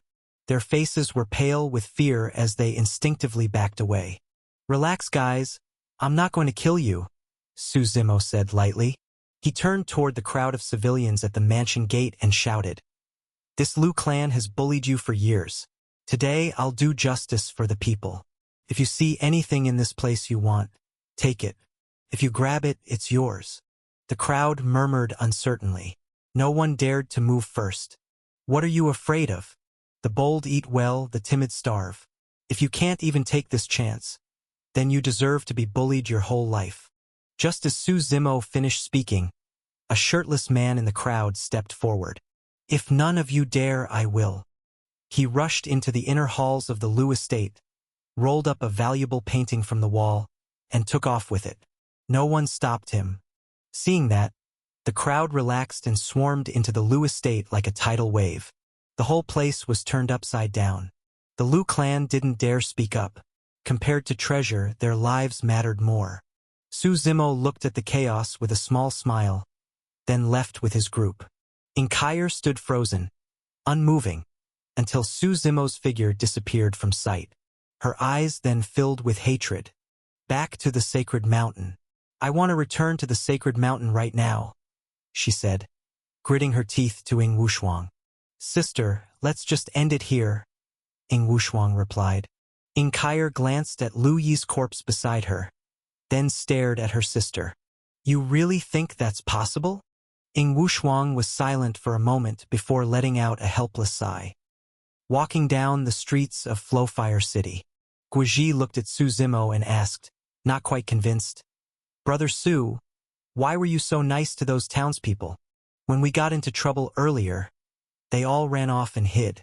You mean giving away the Lu clan stuff and letting them loot the place? Su Zimo asked. Guizhi nodded.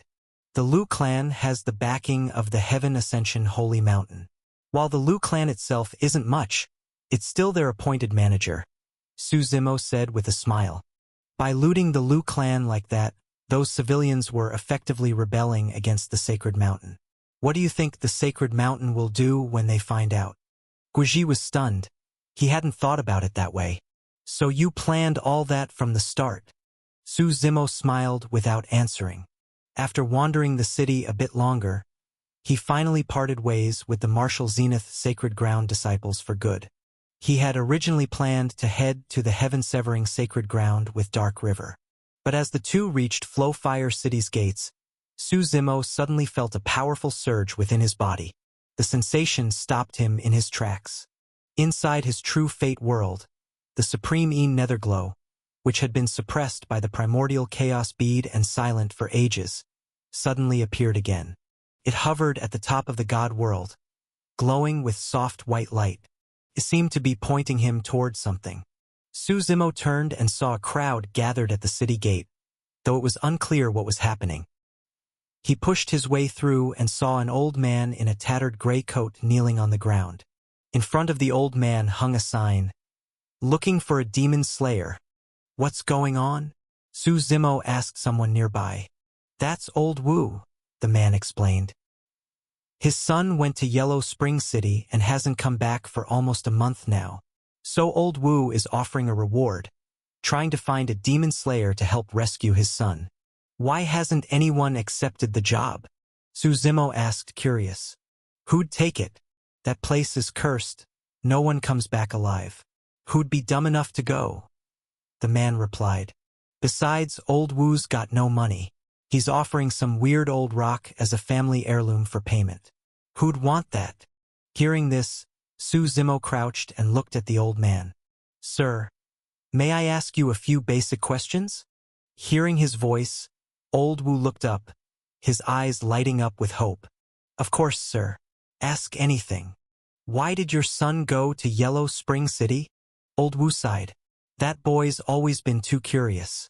He made a bet with someone that he could go to Yellow Spring and come back alive. Then one day, he just snuck off and went in alone." "He's been gone for a whole month?" Su Zimo asked. Old Wu nodded. "And what if he's already dead?" Su Zimo asked calmly. "Then I want to see the body, and I'll kill whatever monster took his life," Old Wu said, eyes welling with tears. His face was deeply wrinkled, and his messy hair blew in the wind. "May I see your heirloom?" Su Zimo asked. Old Wu hesitated, then took out a stone with trembling hands. The stone was a deep black purple and had an unknown, extremely hard texture. Felt hot to the touch. And the moment Su Zimo held it, the Supreme Een Netherglow inside his true fate world trembled even more violently. Su Zimo pondered for a moment, then smiled and handed the stone back to the old man. Without saying more, he turned and left the crowd, heading out of the city with Dark River by his side. Chapter 271, The Secret of Yellow Spring City. After leaving Flowfire City, Dark River asked, "Are we heading to Heaven-Severing City now?" "No, to Yellow Spring City." Su Zimo shook his head. "You're going to help Old Wu find his son?" Dark River was stunned but quickly caught on. "Go get Old Wu's heirloom stone and tell him, I've accepted his request," Su Zimo replied. "But if you don't find his son, he definitely won't give it to you in advance," Dark River pointed out. "That's why I'm telling you to bring it to me," Su Zimo answered casually. The legend of Yellow Spring City had existed for ages. It used to be an ordinary city. Roughly a few hundred years ago, half the population mysteriously died in a single night. Since then, the whole city seemed cursed. All outsiders who entered the city died without exception, leaving no bodies, no trace, nothing. In the early days, some deliberately moved in, hoping to survive and break the so-called curse. But as the death toll rose, the city was eventually deemed a deadly forbidden zone. Listening to Dark River's explanation along the way, The two had already arrived before the city gates. Su Zimo now had Old Wu's heirloom stone, taken by Dark River directly from the old man. Though it was taken by force, Su Zimo hadn't planned on running away. He fully intended to check out the city. Looking at the gloomy city ahead, Su Zimo couldn't help but feel a sense of oppression. The gates stood wide open, with no guards on either side. The two walked inside. The streets were deserted. Except for a few townsfolk walking around occasionally, there was barely any sign of life. Even in broad daylight, it seemed everyone was hiding indoors. "You scared?" Su Zimo asked with a smile, glancing at Dark River. "What's there to be scared of for someone at the God Meridian realm like me, unless these monsters are at the immortal path?" Dark River shook his head. "Besides, I've got you, don't I?" Su Zimo chuckled, and the two continued deeper into the city. He looked around and saw nothing out of the ordinary. Other than being eerily quiet, it didn't seem much different from any other city. The locals, upon seeing the two of them, would quickly avoid them from a distance. After wandering around for a while, they found no clues. By afternoon, they reached the city's only inn, Yellow Spring Inn. Su Zimo entered, and the innkeeper quickly came forward. "Welcome, gentlemen. Looking for a room?" the innkeeper asked. Su Zimo nodded. After booking a room and ordering some food, they sat down to chat. The innkeeper, surnamed Sun, had lived in Yellow Spring City for over 100 years. "Quite the empty place you've got here," Su Zimo said with a smile. "Ever since the curse spread, no one dares stay here anymore." The innkeeper replied, looking up. "You've lived here so long. Haven't you noticed anything strange?" Su Zimo asked. "No. "Just that everyone who comes here disappears. Nobody knows how," the innkeeper replied. "I'm looking for someone. About a month ago, a young man may have stayed here. Since your inn is the only one in the city, he would have stayed here if he came." "He did. You're here for him, aren't you?" The innkeeper smiled. "But don't ask me anything. I don't know what happened. He stayed one night and vanished the next day." "Is that so?" Su Zimo pondered for a moment. "You're pretty calm about it." "I've seen it happen too many times," the innkeeper sighed. "No one's ever walked out of this place alive since the curse began." "How much do you know about the curse?" Su Zimo asked with a frown. "Locals die if they leave. Outsiders die if they enter. That's it," the innkeeper said with a grin. "Be careful yourselves. It's been a long time since I had a returning guest." As the innkeeper walked away, Su Zimo smiled with interest. "Now this is getting interesting." The sun began to set, and dusk crept across the sky. As darkness fell, the Yellow Spring Inn became unusually lively. Many residents gathered here to eat. Compared to the eerie silence outside, the inn felt oddly warm and bustling. "Old Sun, I heard you've got new guests today. Make sure to treat them right," said a man in a black robe at a nearby table with a laugh. Another man, clearly drunk and stumbling, hugged a wine jar and came to Su Zimo's table. He grinned and said, "Mind if I ask you two something? What kind of mindset brings people to Yellow Spring City? Sick of living? Or just plain curiosity?" "Watch my lips," Su Zimo smirked and said, "Go away. What did you say?" The drunkard's face instantly darkened. Su Zimo grabbed the wine jar on the table and smashed it over the man's head. Crash! The jar shattered. Wine splashed everywhere. Dark River froze, not quite expecting Su Zimo's sudden move. "What are you doing?" the innkeeper asked in confusion. "You're still pretending?" Su Zimo chuckled. "Undying scum." The entire inn froze in shock. "So, you figured it out," someone muttered. All the people in the inn grinned eerily.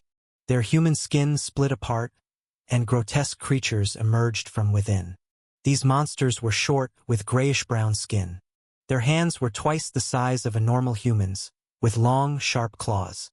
Some were thin and wiry, others bloated and grotesque. Even the innkeeper peeled away his skin, revealing his true monstrous form. Dark River looked out the window and saw a massive horde of monsters surrounding the entire inn. All the residents of Yellow Spring City had turned into monsters. How'd you know? I didn't sense anything, Dark River asked in surprise. He was at the God Meridian realm, yet hadn't noticed a thing earlier. Su Zimo smiled. Let's deal with these guys first. As for how he figured it out, the answer was simple. Chaos told him. During the Desolate Era, the Beast Race and the Undying Race were two major races. To Chaos, who had encountered real Undying Race members before, the scent of their unique aura was unmistakable. And Chaos had also told him, all these creatures in Yellow Spring City were just puppets. The real culprit was still hiding in the shadows. Chapter 272, Third Step, Immortal Sovereign. Spirit force surged around Dark River as he slammed his palm down, sending several Undying Race members flying. Their bodies exploded with flesh torn and blood gushing. Under normal circumstances, they should have been dead. But these Undying Race puppets felt nothing. Even as they bled, they continued to charge forward, unbothered. Su Zimo frowned slightly and swung his sword Shadow Tyrant in a mighty slash. One puppet's head was completely severed, yet it still didn't die. What the hell? He muttered. Inside the True Fate world, Chaos explained. That's a trait of the Undying Race. Their life core is a crystal. True Undying beings are extremely hard to kill. The crystal flows with their blood, making it very hard to locate. But these are puppets. Their crystals are fixed in their hearts. Destroy the heart, and they'll die. Hearing this, Su Zimo infused Shadow Tyrant with lightning and pierced the puppet's chest. The thunder obliterated its heart, finally silencing it. The heart, Su Zimo told Dark River. No need for all that, Dark River replied coldly. Above him, his true fate appeared. Blood-red rivers covered the entire city. The river howled like a dragon, surging down from the heavens, forming a towering tidal wave. All the Undying puppets were swept up and instantly obliterated. Not even ashes remained. Dark River was a God Meridian realm cultivator. The strongest puppets here were at most Imperial Meridian realm. Naturally, they stood no chance. But Su Zimo still sensed the horror of this race.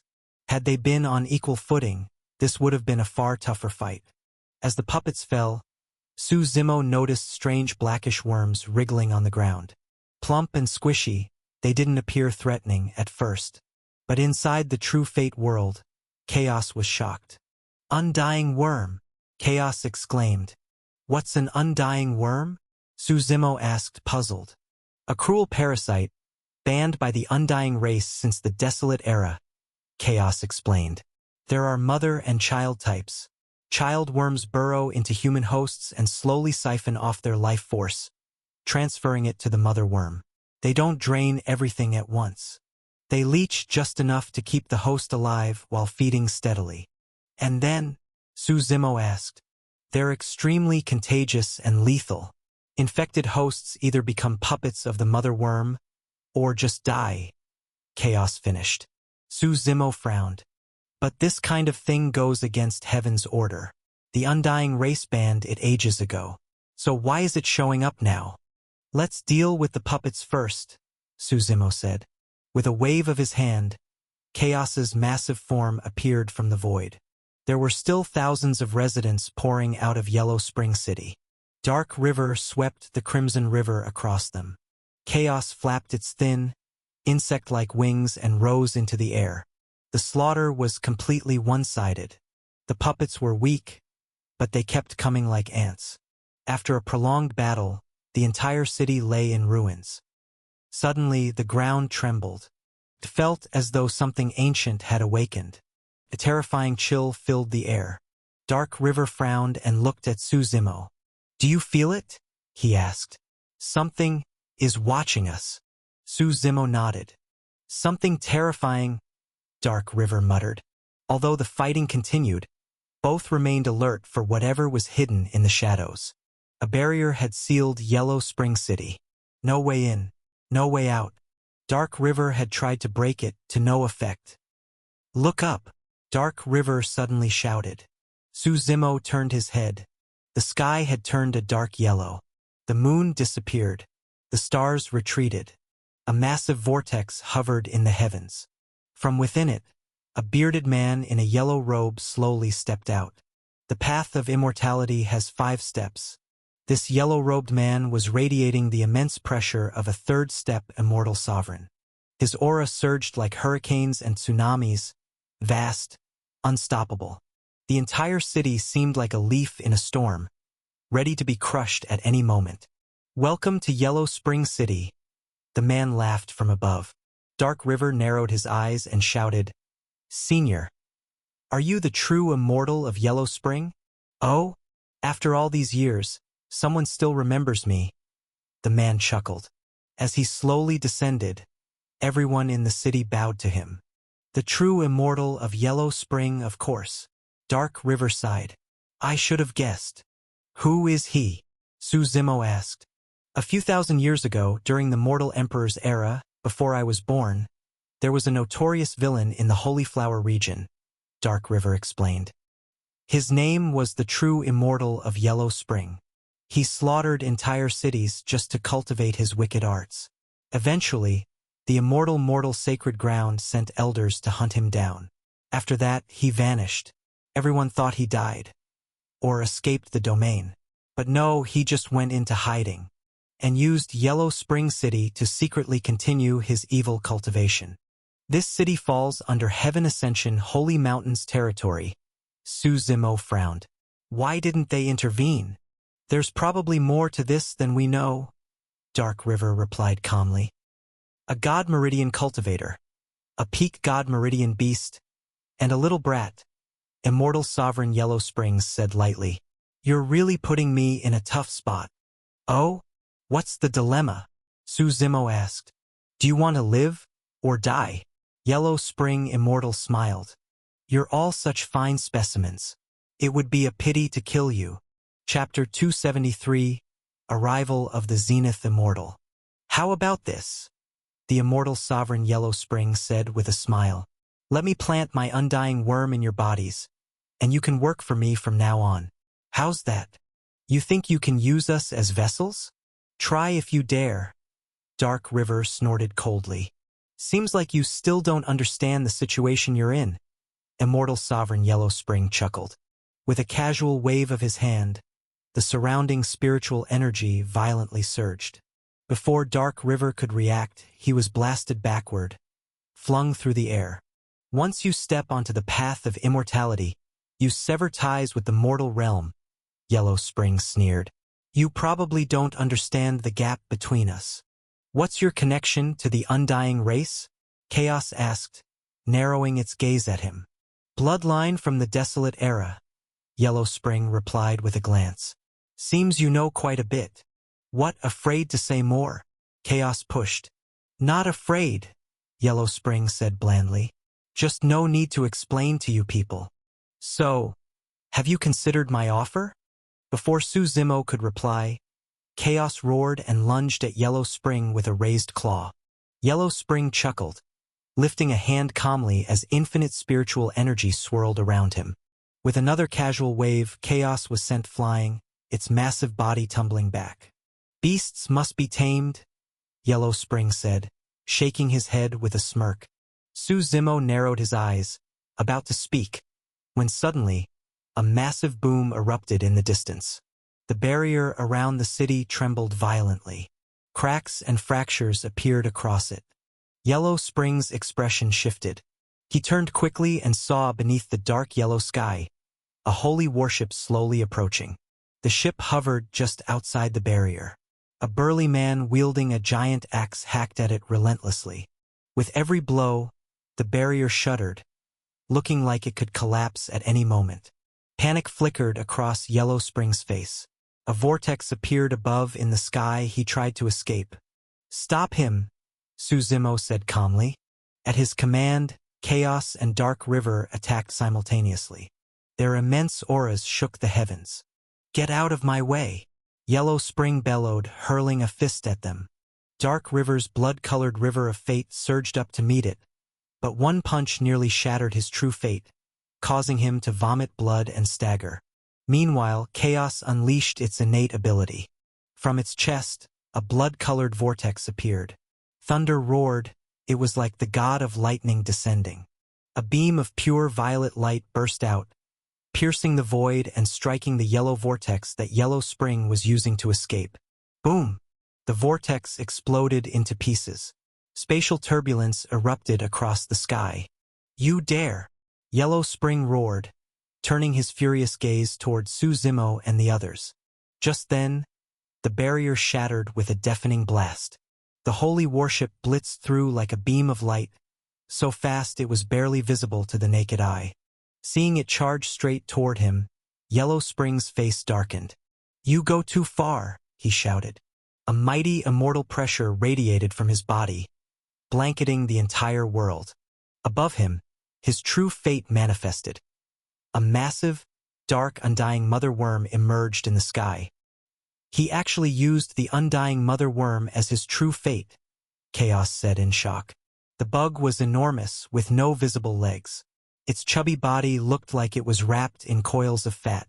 From a distance, it might even seem cute until you saw its face. Its eyes were narrow and sinister, its face full of deep wrinkles. It had no nose, and its gaping mouth took up half its face, like dozens of slits torn open. Absolutely horrifying. As the holy warship slammed into it, the undying mother worm screeched. With a swing of its massive body, it smashed the ship apart, splitting it in two with a deafening crash. Several figures flew out from the wreckage. Leading them was a woman in blood-red armor and a crimson cloak. She had short hair and pitch-black eyes, with a giant axe strapped to her back. Her aura was overwhelming.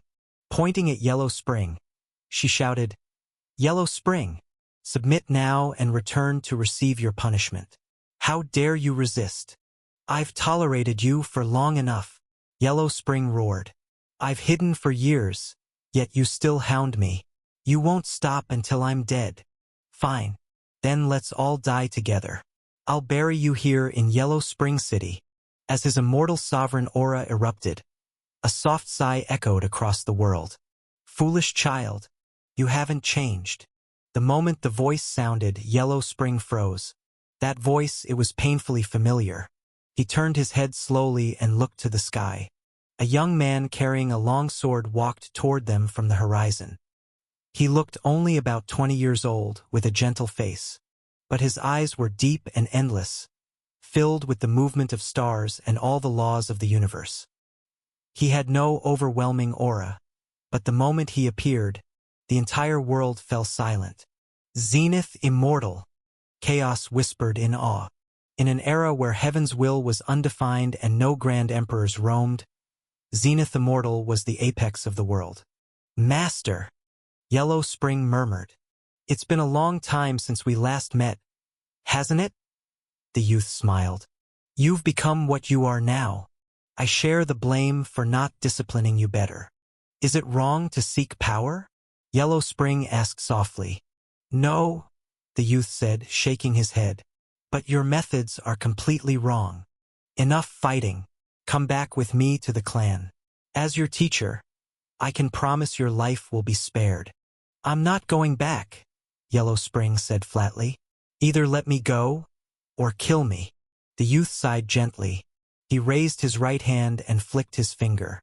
A ray of immortal brilliance shot out.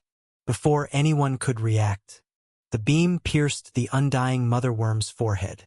With a wail, the monstrous bug disintegrated. No. How could the difference be this vast?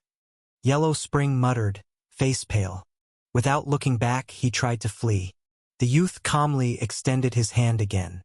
A chain of immortal light formed in the air, cutting through the void, and bound Yellow Spring tightly in midair. Chapter 274. What do their lives or deaths have to do with me? No matter how hard immortal sovereign Yellow Spring struggled, he couldn't break free from the immortal chains. The young man waved his hand, and immortal mist enveloped immortal sovereign Yellow Spring. He finally began to calm down. With him subdued, the hundreds of Yellow Spring City's residents screamed in agony below. Even amidst their wails, one could feel their pain.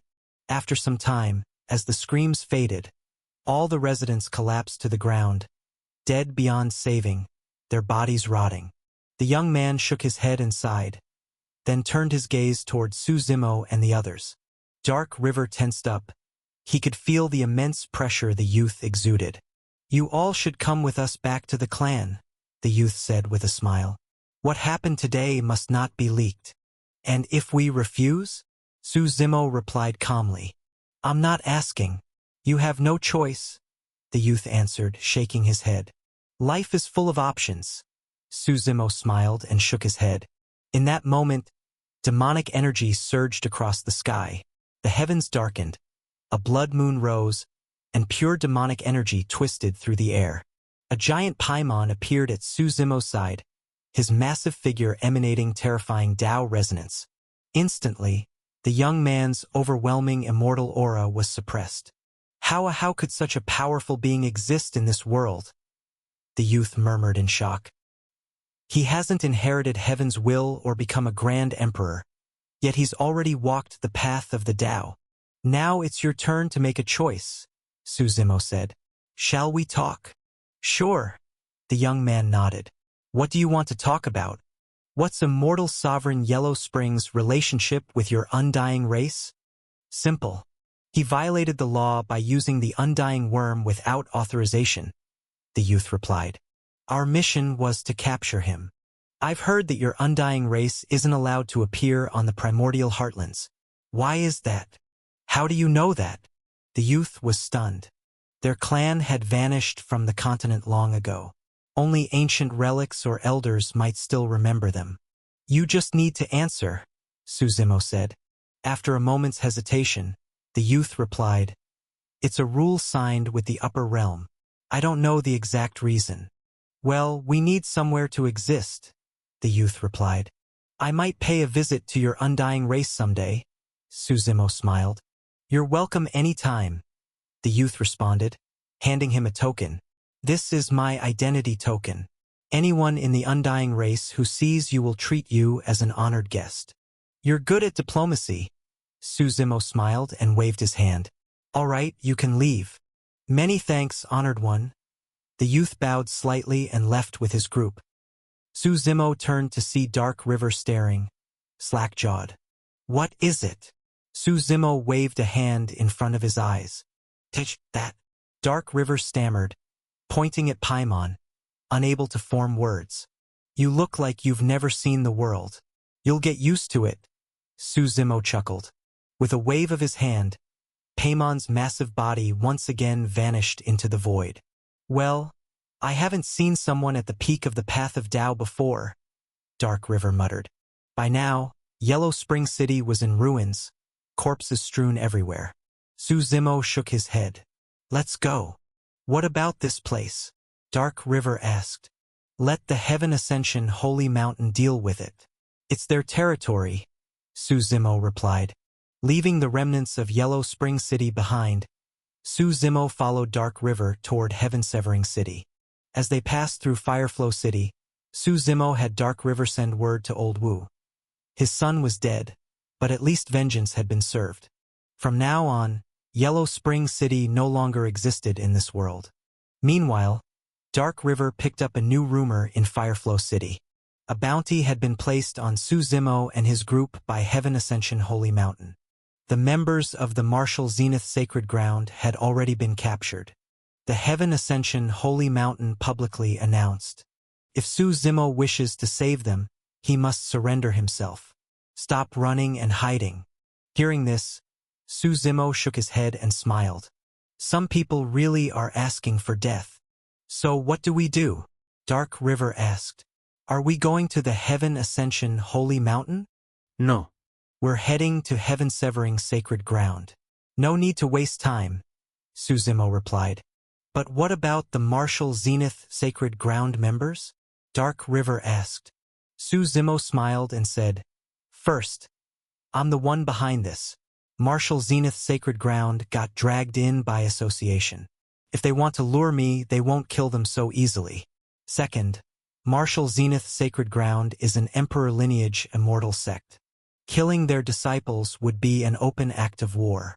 For the Lu family's sake, Heaven Ascension Holy Mountain wouldn't risk a full-blown conflict. They're not that dumb. And third, I only met them once. We're not even friends. Why should I care whether they live or die? Dark River nodded unconsciously. Sounds reasonable. Let's handle Heaven-Severing Sect first, Su Zimo said. I'll go to the Heaven Ascension Holy Mountain afterward, not to rescue them, just because I'm pissed. Dark River nodded in agreement. By noon, the brilliant sun bathed the land in golden light. A gentle spring breeze rustled through lush green fields. After a long journey, Su Zimo and Dark River estimated they'd reach Heaven-Severing City in about 2 days. That afternoon, they stopped in front of a small sect. The stone tablet at the entrance bore the characters, Azure Mountain. Willows on either side swayed in the breeze. It was a minor sect, clearly not powerful, just one occupying a small mountain peak. Su Zimo and Dark River were merely passing through. They didn't intend to stay, but just as they were about to leave, a large group of people approached. These people stopped in front of Azure Mountain's gate. But instead of barging in, they seemed to be waiting for something. Curious, Su Zimo listened to their chatter. The Abyssal Dragon Prince is about to arrive. This is gonna be a show. Yeah, Azure Mountain is finished. One of their inner disciples had the audacity to steal the prince's woman. Foolish move. And now the whole sect is about to get dragged down. Let's see how they survive this. Chapter 275, Azure Mountain. In the Holy Flower region of the Middle Continent, there was a remarkable nation known as the Abyssal Dragon Empire. It was one of the most renowned and influential powers in the entire Holy Flower region. The empire itself didn't have an especially legendary founding story, but its predecessor, the Abyssal Dragon Clan, was once a tribe that ruled the primordial heartlands for an exceptionally long time. This clan produced 3 grand emperors in succession, with each generation inheriting the mantle of heaven's will. Beginning with the founding Abyssal Dragon Emperor, the clan's glory spanned 3 eras, each leader carrying the divine fate. At the time, their power was unmatched. No one could rival them. They revered dragon gods, even adopting dragons as their totem. Their very surname was Long, meaning dragon. Eventually, the Abyssal Dragon Clan founded a nation by performing a heavenly ritual on their ancestral lands and named it the Abyssal Dragon Empire. That's how the empire got its name and origin. With the legacy of 3 grand emperors, they quickly became the strongest nation in the Holy Flower region. Many sects in the surrounding area pledged themselves as vassals, seeking protection. As Su Zimo listened to the chatter around him, he realized that everyone present was simply here to watch the spectacle. Curious, he walked over and asked someone what was going on. It turned out that Azure Mountain had an inner disciple named Xiao Tung. During a training mission, Xiao Tung had unintentionally saved a young woman. The two later traveled together, and through various shared experiences, fell in love. But the woman's true identity was astonishing. She was the saintess of High Heaven Cloud Palace, an imperial lineage. What's more, she was already engaged. Her fiancé, none other than Long Yong, crown prince of the Abyssal Dragon Empire. The saintess had no affection for Long Yong and eloped with Xiao Tung. This not only enraged High Heaven Cloud Palace but also greatly humiliated the Abyssal Dragon Empire. In response, Long Yong vowed to annihilate the entire Azure Mountain. Today was the day of reckoning, and people from all walks of life had come to spectate. Su Zimo wasn't one to enjoy drama, and was about to leave when a sudden dragon's roar echoed in the distance. "He's here!" someone in the crowd shouted. Everyone turned their gaze to the northern sky. In the distance, a majestic dragon horse pulled a luxurious carriage through the air. The dragon horse was snow white, with a single horn on its forehead, an exceptionally rare breed. As it galloped across the sky, it left behind a trail of rainbow light. Roars echoed endlessly across the heavens. Meanwhile, a group of people emerged from the otherwise empty Azure Mountain entrance. They stood in solemn formation, all dressed in green robes, with long blue swords hanging at their waists. The dragon horse stopped at the gate of Azure Mountain. Its snow-white hooves cracked the earth with deep fissures. The curtain of the carriage was drawn aside, and out stepped a young man in a golden robe. He climbed down, gently stroked the dragon horse's head. The dragon horse neighed once more and then took to the sky, galloping off into the distance. The young man stood tall, his golden robe embroidered with coiling flood dragons, their fierce claws seemingly ready to leap from the fabric. He had a firm face, thick eyebrows, and a curved blade strapped to his back. Abyssal Dragon Prince, this matter has nothing to do with our Azure Mountain, said Sect Master He Huazhong calmly. Why drag innocence into your personal feud? Hand over Xiaoteng, and I'll spare your sect, Long Yang said coldly, his black eyes filled with battle intent. We don't know where he is, He Huazhong replied quickly. He hasn't returned in a long time, and we've lost all contact. Someone has to pay the price, Long Yang said flatly. Destroying Azure Mountain is only the first step. I'll make him suffer slowly, until he feels complete despair. You go too far? He Huazhong narrowed his eyes. The world praises your talent, but to me, you're just a spoiled second-generation elite riding on your family's coattails. Relying on my family? Long Yang Chuklet. You really think too highly of yourselves. I alone am enough to wipe out your entire Azure Mountain. How arrogant! Outrageous! This guy's too full of himself. The Azure Mountain elders couldn't hold back anymore. Though not a top-tier sect, Azure Mountain was their home, a place they poured their life's work into. Hearing it dismissed as worthless infuriated them. It seems you still haven't realized your place, Long Yang said coldly. The weak should act like the weak. Either crawl and survive or die quietly. He slowly unsheathed the curved blade from his back. In that instant, blade aura surged across the sky. A sea of blades spread behind him like a purgatory of killing intent. The aura of a peak Paragon Meridian Realm expert rippled through the air. Staring down the blade's edge, Long Yang let loose a burst of blade energy. Powerful blade intent roared through the atmosphere. My blade exists to cut down all who stand in my path to becoming Grand Emperor. For you ants to die beneath it, it's an insult to the blade. With a shout, Long Yang's body surged with killing intent, and he charged straight into Azure Mountain. I turned my back and walked away, picking up 3 bone blades. From then on, the world was split in 2 beneath my feet. This was a famous quote from Grand Emperor Sandao. At this moment, slaughter erupted within Azure Mountain.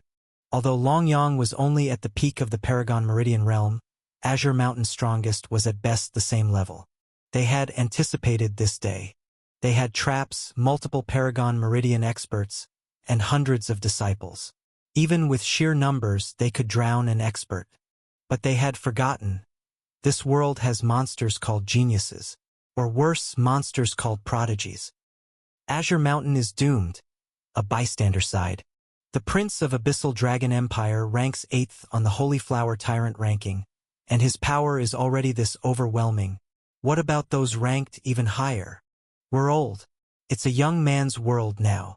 Su Zimo ignored the muttering spectators. He simply watched the slaughter indifferently. The sun was high in the sky.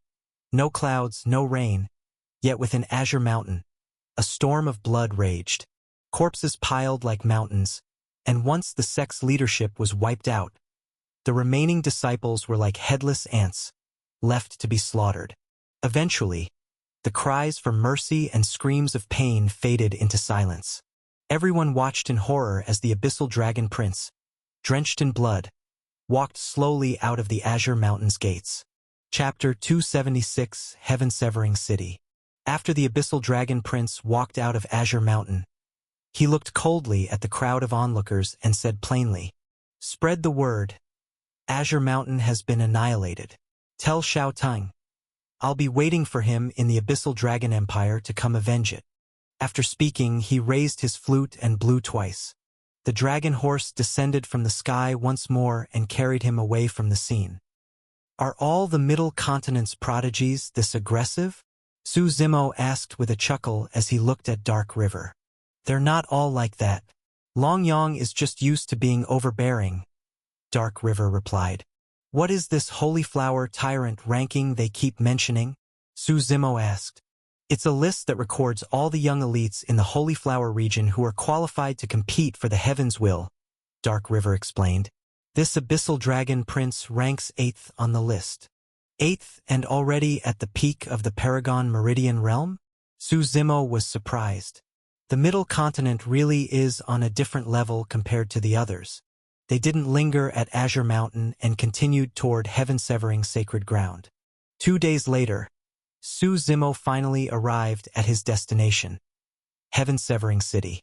This city was governed by heaven-severing sacred ground and was the most important among all the cities under its control, because the lineage itself was located just behind it. When Su Zimo arrived at the city gates, it was by far the most prosperous city he had seen on the Middle Continent. The city loomed like a colossal beast. The city walls stretched endlessly to either side, vanishing into the distant sky. The blue-brown bricks faded into the horizon. 2 black armored guards stood at the gate. Anyone who wasn't a native of heaven-severing sacred ground had to pay a toll to enter the city. Su Zimo and Dark River paid the fee and entered. As they walked through the city's main avenue, they were greeted by the hustle and bustle of city life, mixed with noisy vendor shouts. Su Zimo was planning to head straight for the city lord's mansion to draw out heaven-severing sacred grounds people. But just as the two entered the city, a wave of excitement swept through the crowd. "Look, it's young Master Luo He," someone in the crowd shouted, and all eyes turned to the sky. There, a handsome man in white robes walked through the air.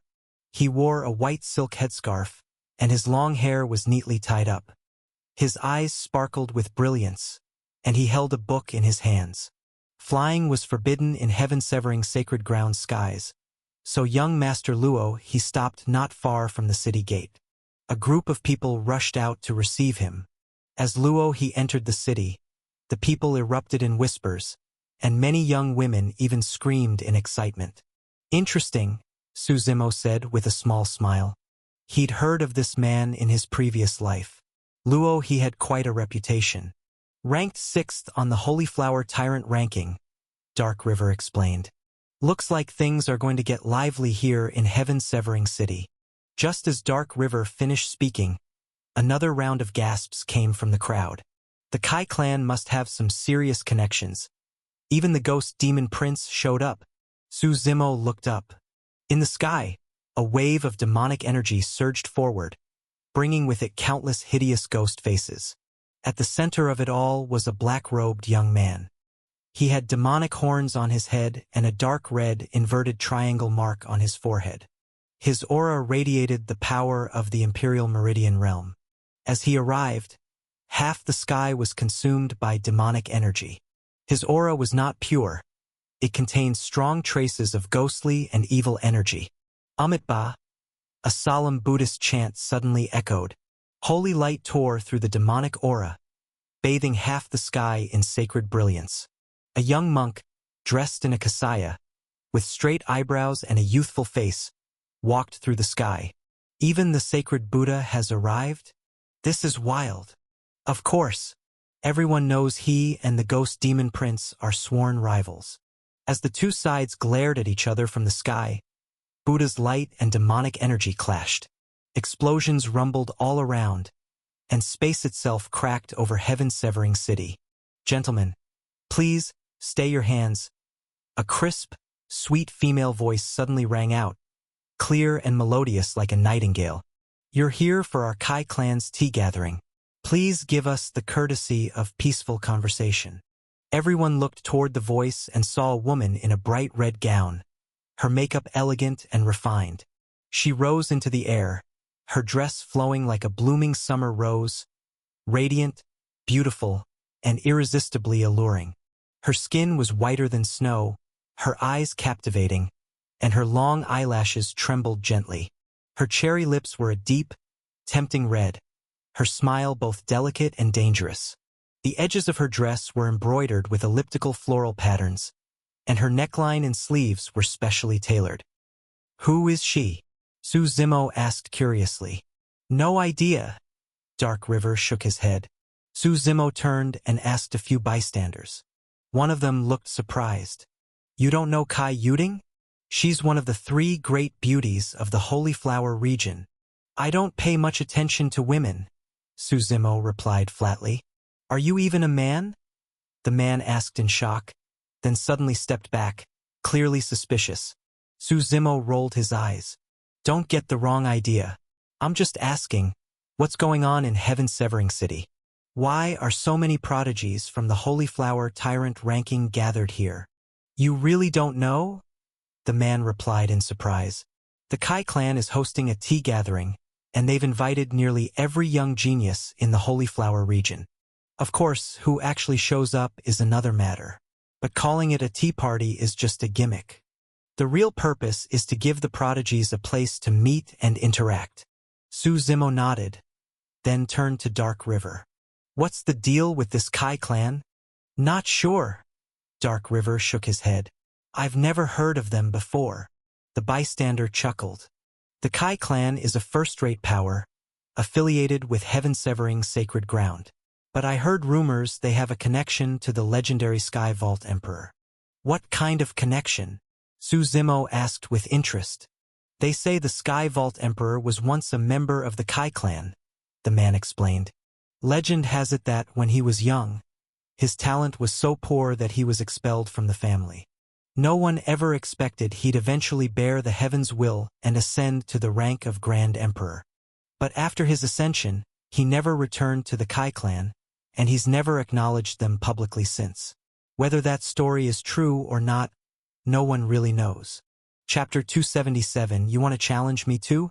At this moment, in the skies above Heaven-Severing City, with Kai Yuding's arrival, the sacred Buddha and ghost demon prince finally ceased their conflict.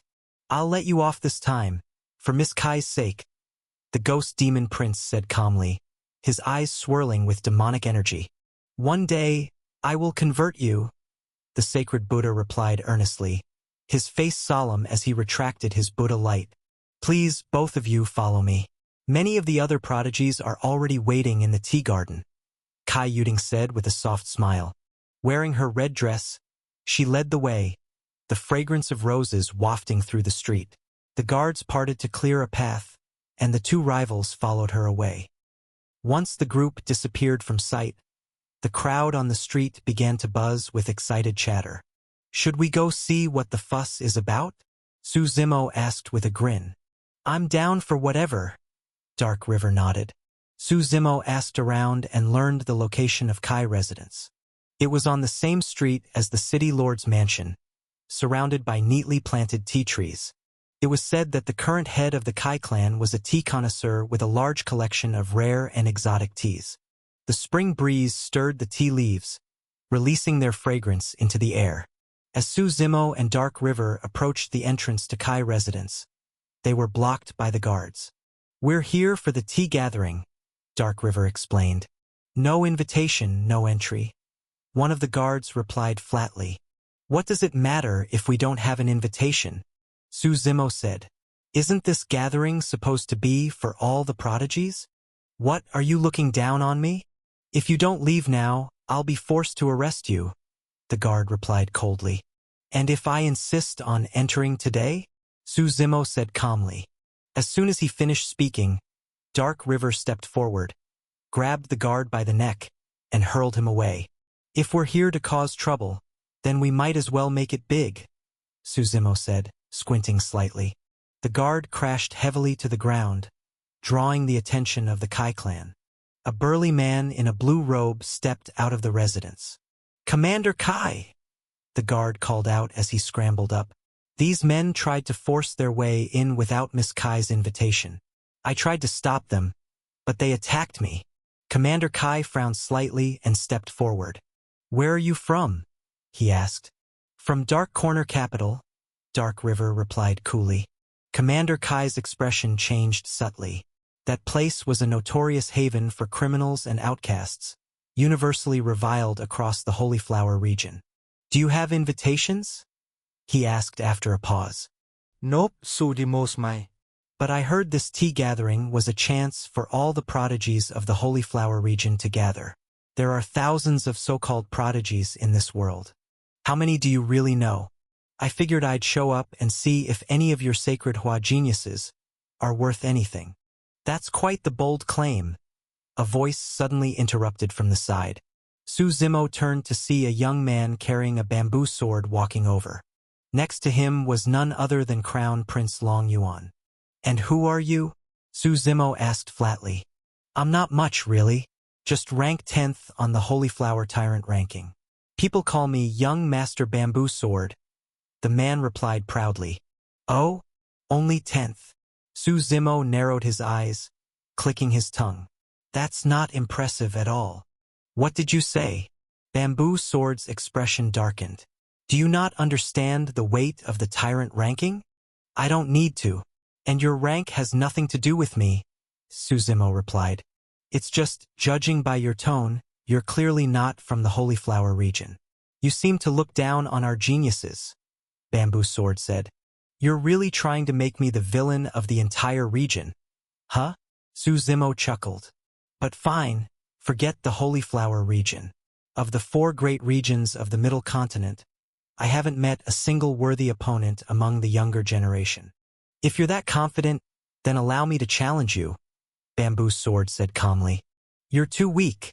Su Zimo shook his head. Bamboo Sword froze, and then his face turned deathly pale with anger. Ever since entering the top 10 of the prodigy ranking, he'd received nothing but praise and admiration. This was the first time someone outright called him weak. Then please, show me your strength, Bamboo Sword said, steadying himself and drawing his bamboo sword. Crown Prince Long Yuan, standing to the side, looked on with curiosity and interest. Su Zimo simply smiled and shook his head. He really had no interest in someone at the Paragon Meridian realm. Bamboo Sword took his stance. He stepped back with his right leg, leaned slightly to the side, and raised his sword arm. Paragon Meridian level aura burst forth. Rumble, rumble. Behind him, his bamboo sword suddenly multiplied into countless sword shadows, filling the air. They looked so real that it was hard to distinguish illusion from reality. As Bamboo Sword raised his weapon, all the shadows surged with violent sword intent. The entire sky turned into a sea of swords, like a prison made of blades. He gave a cold snort, then lunged forward, bringing the ocean of sword shadows down with him, ripping space apart as they closed in. The thousands of blades shrieked through the air. Su Zimo's long hair danced in the wind created by the sword aura. He smirked and slowly raised his right hand. The spirit force of the world instantly began to boil, rushing toward his palm. Rumble, rumble. As it condensed and fused, Su Zimo slowly closed his hand into a fist. And then, boom, the entire mass of sword shadows exploded into dust. Crack, crack, crack. The sound of shattering echoed everywhere. At this point, Bamboo Sword was less than a meter from Su Zimo, but his bamboo sword had completely disintegrated, leaving him unarmed. His white robes had been torn to shreds, his entire body soaked in blood. He looked up at Su Zimo with difficulty. Just as he opened his mouth to speak, a mouthful of blood gushed out. He staggered and nearly collapsed, only to be caught by a pair of strong arms. Turning his head, he saw the abyssal dragon prince Long Yuan standing beside him. Long Yuan's expression grew solemn as he looked at Su Zimo. "What's the matter? You want to challenge me too?" Su Zimo asked with a smile. Chapter 278 Path to Annihilation. "What's going on at the gate?" A group of people walked out from inside the Kai residence. Leading them was Kai Yuding herself. "Miss?" Commander Kai snapped out of it and quickly explained everything that had just happened. He wiped the cold sweat from his forehead, thankful he hadn't acted impulsively. "May I know your name, sir?" Kai Yuding stepped forward with a gentle smile, speaking softly to Su Zimo. "Su Zimo," he replied with a smile. "I was wondering if I could still attend your tea gathering?" He could clearly smell the faint fragrance lingering on her. "Of course. It was my fault for not sending you an invitation sooner," Kai Yuding said apologetically with a light bow. Her eyes were dark and clear, her lashes fluttering gently as she curiously studied Su Zimo. "No need for that. You probably haven't heard my name before," Su Zimo said calmly, shaking his head. But from now on, this name will echo across the entire primordial heartlands. You won't be able to forget it, even if you try. Kai Yuding was stunned for a moment. She could feel the unshakable confidence in his voice. "I'll be watching," she said with a smile, then turned to the crowd. "The tea gathering is about to begin. Let's not waste time. Come inside." Under Kai Yuding's lead, everyone entered the Kai residence. The tea gathering was held inside their private tea garden, an independent pocket dimension. Su Zimo stepped into this realm, which was currently in the peak tea season. The air was filled with the fresh, soothing aroma of tea leaves. Looking around, he saw all kinds of tea trees: Blue Dragon 9-pearl tea tree, Heaven Clarity 7-star tea tree. Some were rare, even considered extinct in the outside world, yet thriving here. It was clear the Kai clan had invested heavily in building and maintaining this garden. Above this realm, sunlight streamed in through an open sky. The thick branches cast long shadows on the ground. At the heart of the garden stood a large pavilion, surrounded by tea trees. A cool breeze blew through, and several tea tables had been arranged. Dozens of talented young cultivators had already arrived, prodigies from the Holy Flower Tyrant ranking, each with a powerful reputation. Some had swords at their waists, some carried curved blades. Others emitted intense cold that froze the air several meters around them. With Kai Yuding's arrival, the gathering was nearly at full capacity. There were no strict rules here. It was a place to relax, drink tea, and exchange ideas. All the tea served was freshly picked and prepared through special methods. Different teas used different spring waters, each paired with unique teacups. Once everyone was seated, the tea gathering officially began. Across from the pavilion was a specially carved-out pond, its waters crystal clear. In it grew several 7-leaf tea lotus trees, similar to lotuses, blooming untainted from the mud, elegant and proud, like solitary beauties. One of the prodigies stood up with a smile. "I believe most of us here aren't true tea connoisseurs. Simply drinking tea seems a little boring. With so many prodigies gathered here, in such a serene place, why don't we spar a bit over the tea pond?" "I agree. Bu Hang makes a great point." The others nodded in approval.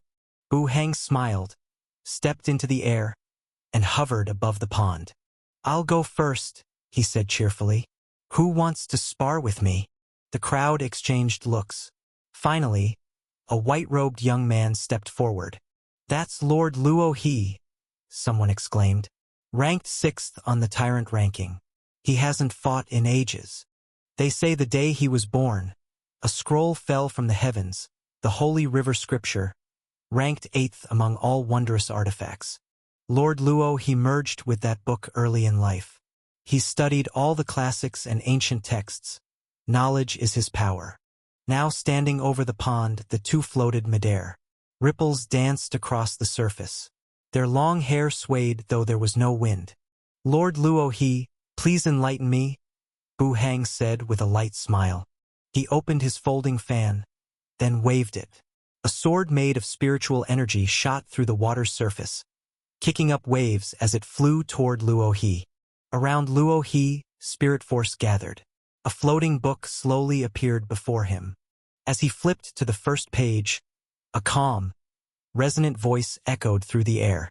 The book says, "All things have spirit." As his voice fell, the tea trees in the pond seemed to come alive. The oncoming sword aura was instantly shattered by the trees.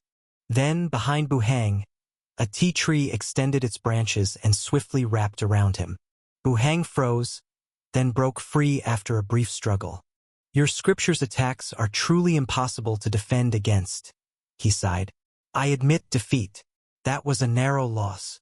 Watching the duel, Su Zimo finished his tea in one gulp, stood up, and stepped into the center of the pond. "Is there anyone from the heaven-severing sacred ground present?" he asked aloud. As soon as he spoke, a purple-robed youth stood up. "I am the current holy son of heaven-severing sacred ground. May I ask what business you have?" "I came to annihilate your sect," Su Zimo replied with a faint smile. And I'll start with you, the Holy Sun. Come on out, don't be shy. So, you're the one who threatened to destroy us? The purple-robed youth frowned. There had been rumors in the sect that someone had made such a bold declaration. But it had been quiet for so long, most thought it was just empty talk. Young Master Su, Kai Yuding said uneasily from the side. This is a tea gathering. Could you give me some face and avoid personal disputes today? But I came here specifically to cause trouble, Su Zimo replied. Don't worry, though. I only came for the heaven-severing sacred ground's holy sun. No innocence will be dragged in. You all don't need to be afraid. Afraid? One of the other prodigies scoffed. Aren't you being a little too arrogant? Hey, trash! Su Zimo waved dismissively. Sit down and stop barking. As he spoke, he slowly drew the massive sword, Shadow Tyrant, from his back. At that moment, the aura of peak Imperial Meridian Realm surged across the entire tea garden. Boom! The tea pond beneath exploded. Waves dozens of meters high surged upward, flooding the surroundings with violent force. Chapter 279. How can a firefly compete with the radiance of the moon? As the pressure of the Emperor Meridian Realm rippled through the air, many of the gathered prodigies changed expressions. The Imperial Meridian Realm was truly a watershed. Only the top 5 on the Holy Flower Tyrant ranking had stepped into this level. Even Luo he was still hovering at the peak of the Paragon Meridian Realm. Su Zimo drew out Shadow Tyrant, his blade roaring with thunder and blazing flames. He pointed it toward the purple-robed young man in the pavilion and said coldly, Are you going to come out and die, or should I come in and kill you? You really want to make an enemy of my heaven-severing sacred ground? The purple-robed youth asked calmly. You talk too much, Su Zimo snorted. He stepped into the air and slashed down directly at him. You're going too far. The heaven-severing sacred ground's holy sun's face shifted, spirit force gathering as he met the strike with a punch. Boom! Spirit force exploded around them. The peaceful pavilion was cleaved down the middle, and the holy sun was sent flying, crashing through multiple support pillars before slamming hard into the farthest pavilion. Flames and thunder left scorched marks hanging in midair. Everyone turned to look. The holy sun's face was pale, his body bloodied and torn. He staggered to his feet, barely holding on. Young Master Su, let this end here. This is the Kai clan's tea gathering. We must take responsibility, Kai Yuding said awkwardly from the side. An elder stood beside her, stepping forward to block Su Zimo. The powerful aura of the Empyrean Meridian Realm surged from him. Squinting, the elder said coldly, Since you've caused such trouble, I have no choice but to subdue you and hand you over to heaven-severing sacred ground, to calm the holy sun's fury. As he spoke, he raised his hand, and the power of the Empyrean Meridian Realm descended, aiming straight at Su Zimo. 19 forms of Dao-seeking. 11th form, Heaven Blood. Su Zimo calmly drew Shadow Tyrant once more. Flames and thunder raged across the blade. A single drop of blood shimmered like a musical note on the steel's deadly edge. The broad blade carved through the air, summoning a sea of blood that swallowed all sin and hatred. At the same time, Su Zimo activated the 5th transformation of the War God's 9 transformations. His slash tore open the heavens, shattering space like a dawn sky being split in two. Everyone felt like the strike was slow, but it was so slow that it could not be dodged. The elder's spirit force-formed palm clashed with Shadow Tyrant. Su Zimo grunted and was pushed back 3 or 4 steps. But the Empyrean Meridian Realm elder was sent flying backward like a meteor. The crowd was shocked. Someone at the Imperial Meridian level had just overpowered an Empyrean Meridian Realm elder. Even the top few on the Tyrant ranking might not be capable of that. All eyes fixed on Su Zimo in disbelief. What kind of monster was this guy? He glanced at the elder, then swept his gaze across the gathered prodigies. I said you're all trash. Anyone want to argue? He's going too far. One of the prodigies gritted his teeth. Don't be rash, another warned. Didn't you see? Even an Empyrean Meridian cultivator couldn't stop him.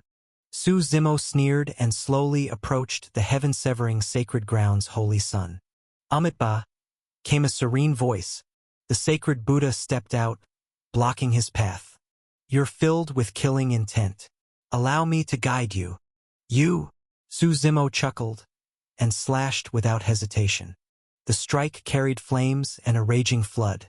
The sacred Buddha stood calmly, hands pressed together, chanting scriptures. A golden Buddha halo radiated around him, and a true fate emerged behind him. His imperial meridian aura surged. A massive Buddha phantom appeared in the sky behind him, its body bathed in golden light that blanketed the entire tea garden. When Shadow Tyrant struck the Buddha, a loud buzz echoed, and the sword was deflected. The Buddha's eyes opened, radiating wrathful god power. The surrounding spiritual energy and space exploded outward. Who does this guy think he is? Came the cold voice of Ghost Demon Prince. Maybe none of us can beat him alone, but together we'll make him pay for his arrogance. His aura surged, and he glanced at the sacred Buddha. If it wasn't for the reputation of Holy Flower's prodigies, I'd never team up with you. As soon as he finished speaking, his true fate emerged, a terrifying demonic phantom shrouded in black mist. Its face was twisted, molten like erupting lava, glowing red-hot. Its aura was overflowing with killing intent, its body enormous like a being from ancient times. I'll join too, said Lord Luohi, his voice firm. He stepped off the pavilion railing and ascended into the air. The holy river scripture appeared in front of him. He opened to the first page and recited, "The book says, the elements of heaven and earth can all be given spirit." Instantly, the surrounding spiritual energy surged. A blast of magma burst from underground. At the same time, a bolt of lightning crashed from the heavens. The two forces fused together, crackling and roaring. Suddenly, a tiger-shaped creature formed, made of flame and lightning. Its body was a storm of energy, tearing space apart with every movement. Now, in the garden stood the holy Buddha glaring with righteous wrath, the demon phantom roaring in fury, and the thunderfire tiger howling at the sky. The three massive beings covered the entire garden. The pocket dimension was already beginning to destabilize, trembling violently. No one paid heed to the Kai clan's shouts. The rest of the prodigies stood aside, watching this earth-shattering battle unfold. How can the light of a firefly compete with the radiance of the moon? Su Zimo chukka. He carried Shadow Tyrant as he walked through the sky. With each step, space cracked under his feet, unable to bear the pressure. With each step, his aura intensified. By the time he stood above the heavens, facing the three, his presence had already begun to overshadow all three combined. Behind him, the phantom of a sky serpent slowly appeared, the sign of his war god's sixth transformation. Staring at the three great beings before him, Su Zimo smiled faintly. And as he drew his blade again, a dragon's roar echoed across the world. Seventh transformation, Azure Dragon. As he activated the seventh form of the war god's 9 transformations, the sky serpent behind him shed its skin and began to evolve. Chapter 280, Heaven-Severing Sacred Ground. As the dragon's roar shook the heavens, a colossal azure dragon coiled behind Su Zimo. Its eyes glowed with a brooding intensity, and its whiskers extended more than a meter long. The scales on its body were thick and interlocked like armor, and now the dragon radiated a brilliant light. Su Zimo's aura surged into the sky. Gripping his blade Shadow Tyrant, he slashed downward with force.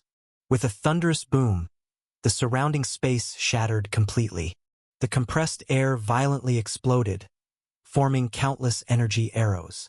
The lightning tiger in the sky didn't even have time to react before it was cleaved in half by Shadow Tyrant. Thunder wailed, flames surged, and beside him, Lord Luo he spat a mouthful of blood. The holy river scripture in his hand shattered into pieces. Without giving Luo he a second glance, Su Zimo turned and punched the nearby demonic phantom straight in the face. The phantom howled, stumbling several steps back. Under the control of the ghost demon prince, it lunged again, its lava-like face radiating intense heat. It hurled a fist powerful enough to tear through space, casting a blanket of dark demonic aura across the sky. As the punch neared, Suzimo snorted coldly, tilted slightly, and dodged. He grabbed the phantom's right arm with both hands. Behind him, the phantom of the Azure Dragon let out a deafening roar. With a furious shout, Suzimo tore the arm off with sheer brute force. The ghost demon prince's screams echoed as Suzimo laughed madly, then grabbed the phantom's other arm and ripped it apart as well. The pain of his true life being torn apart was like having one's soul ripped into pieces, a torment from within. As the ghost demon prince rolled on the ground, writhing in pain, the nearby sacred Buddha's expression turned grim. He had been controlling the holy Buddha's attacks, but Suzimo had fended off every strike. Now, with the Thunder Tiger cleaved and the demon phantom crippled, Suzimo was like a tiger loose in a pen of sheep. He once again raised Shadow Tyrant. Heaven blood. The furious holy Buddha was instantly ripped to shreds. Suzimo's momentum didn't slow. He charged with Shadow Tyrant, now aiming directly at the sacred Buddha. Young Master Su, stop. The sacred Buddha is from the Buddha realm. You can't kill him, Kai Yuding called out anxiously from the side. If anyone dares block my path today, even a Grand Emperor, I'll cut them down. Suzimo smiled coldly. His overwhelming aura pinned down the sacred Buddha, leaving him completely paralyzed. With world-shattering force, Shadow Tyrant descended in an unstoppable arc from above. The earth thundered and rumbled. Amid the sacred Buddha's terrified screams, the blade struck from his forehead down, annihilating his entire body. Where he had stood, a bottomless chasm was carved into the earth, so deep it even tore open a fissure in the tea garden's dimensional barrier. He really killed the sacred Buddha? Someone muttered in disbelief. He really dared to do it. This guy is insane. We should stay far away. He's offended Lord Luo He, the ghost demon prince, and the sacred Buddha, all three backed by imperial lineages. And he's vowed to wipe out the heaven-severing sacred ground? He's courting death. Challenging 4 lineages alone? Even 10 lives wouldn't be enough. Amid the whispers and gasps, Suzimo chuckled and shook his head. Covered in blood, he hoisted the blood-soaked Shadow Tyrant and walked toward the holy sun of heaven-severing sacred ground. At that moment, all eyes were fixed on him. I said you're all trash. Who still wants to argue? Suzimo rau hipster Kali. Many trembled. Some lowered their heads, not daring to meet his gaze. As his eyes landed on the heaven-severing holy sun, the injured youth swallowed hard and instinctively backed away. Step by step, Suzimo approached, and no one dared say a word, not after witnessing the brutal death of the sacred Buddha. By the time Suzimo reached him, the heaven-severing holy sun was frozen in fear. Just then, a furious shout rang out from nearby. Evil One, let go of the heaven-severing holy sun. The voice was wrathful, making the whole world tremble. Suzimo turned his head and saw a middle-aged man in a green robe stepping through the air. A powerful Empyrean Meridian realm aura surged from him, shaking the small world with deafening booms. Who's that? Suzimo asked a nearby prodigy. That's Wei Wuhai, the city lord of heaven-severing city, the young man quickly replied.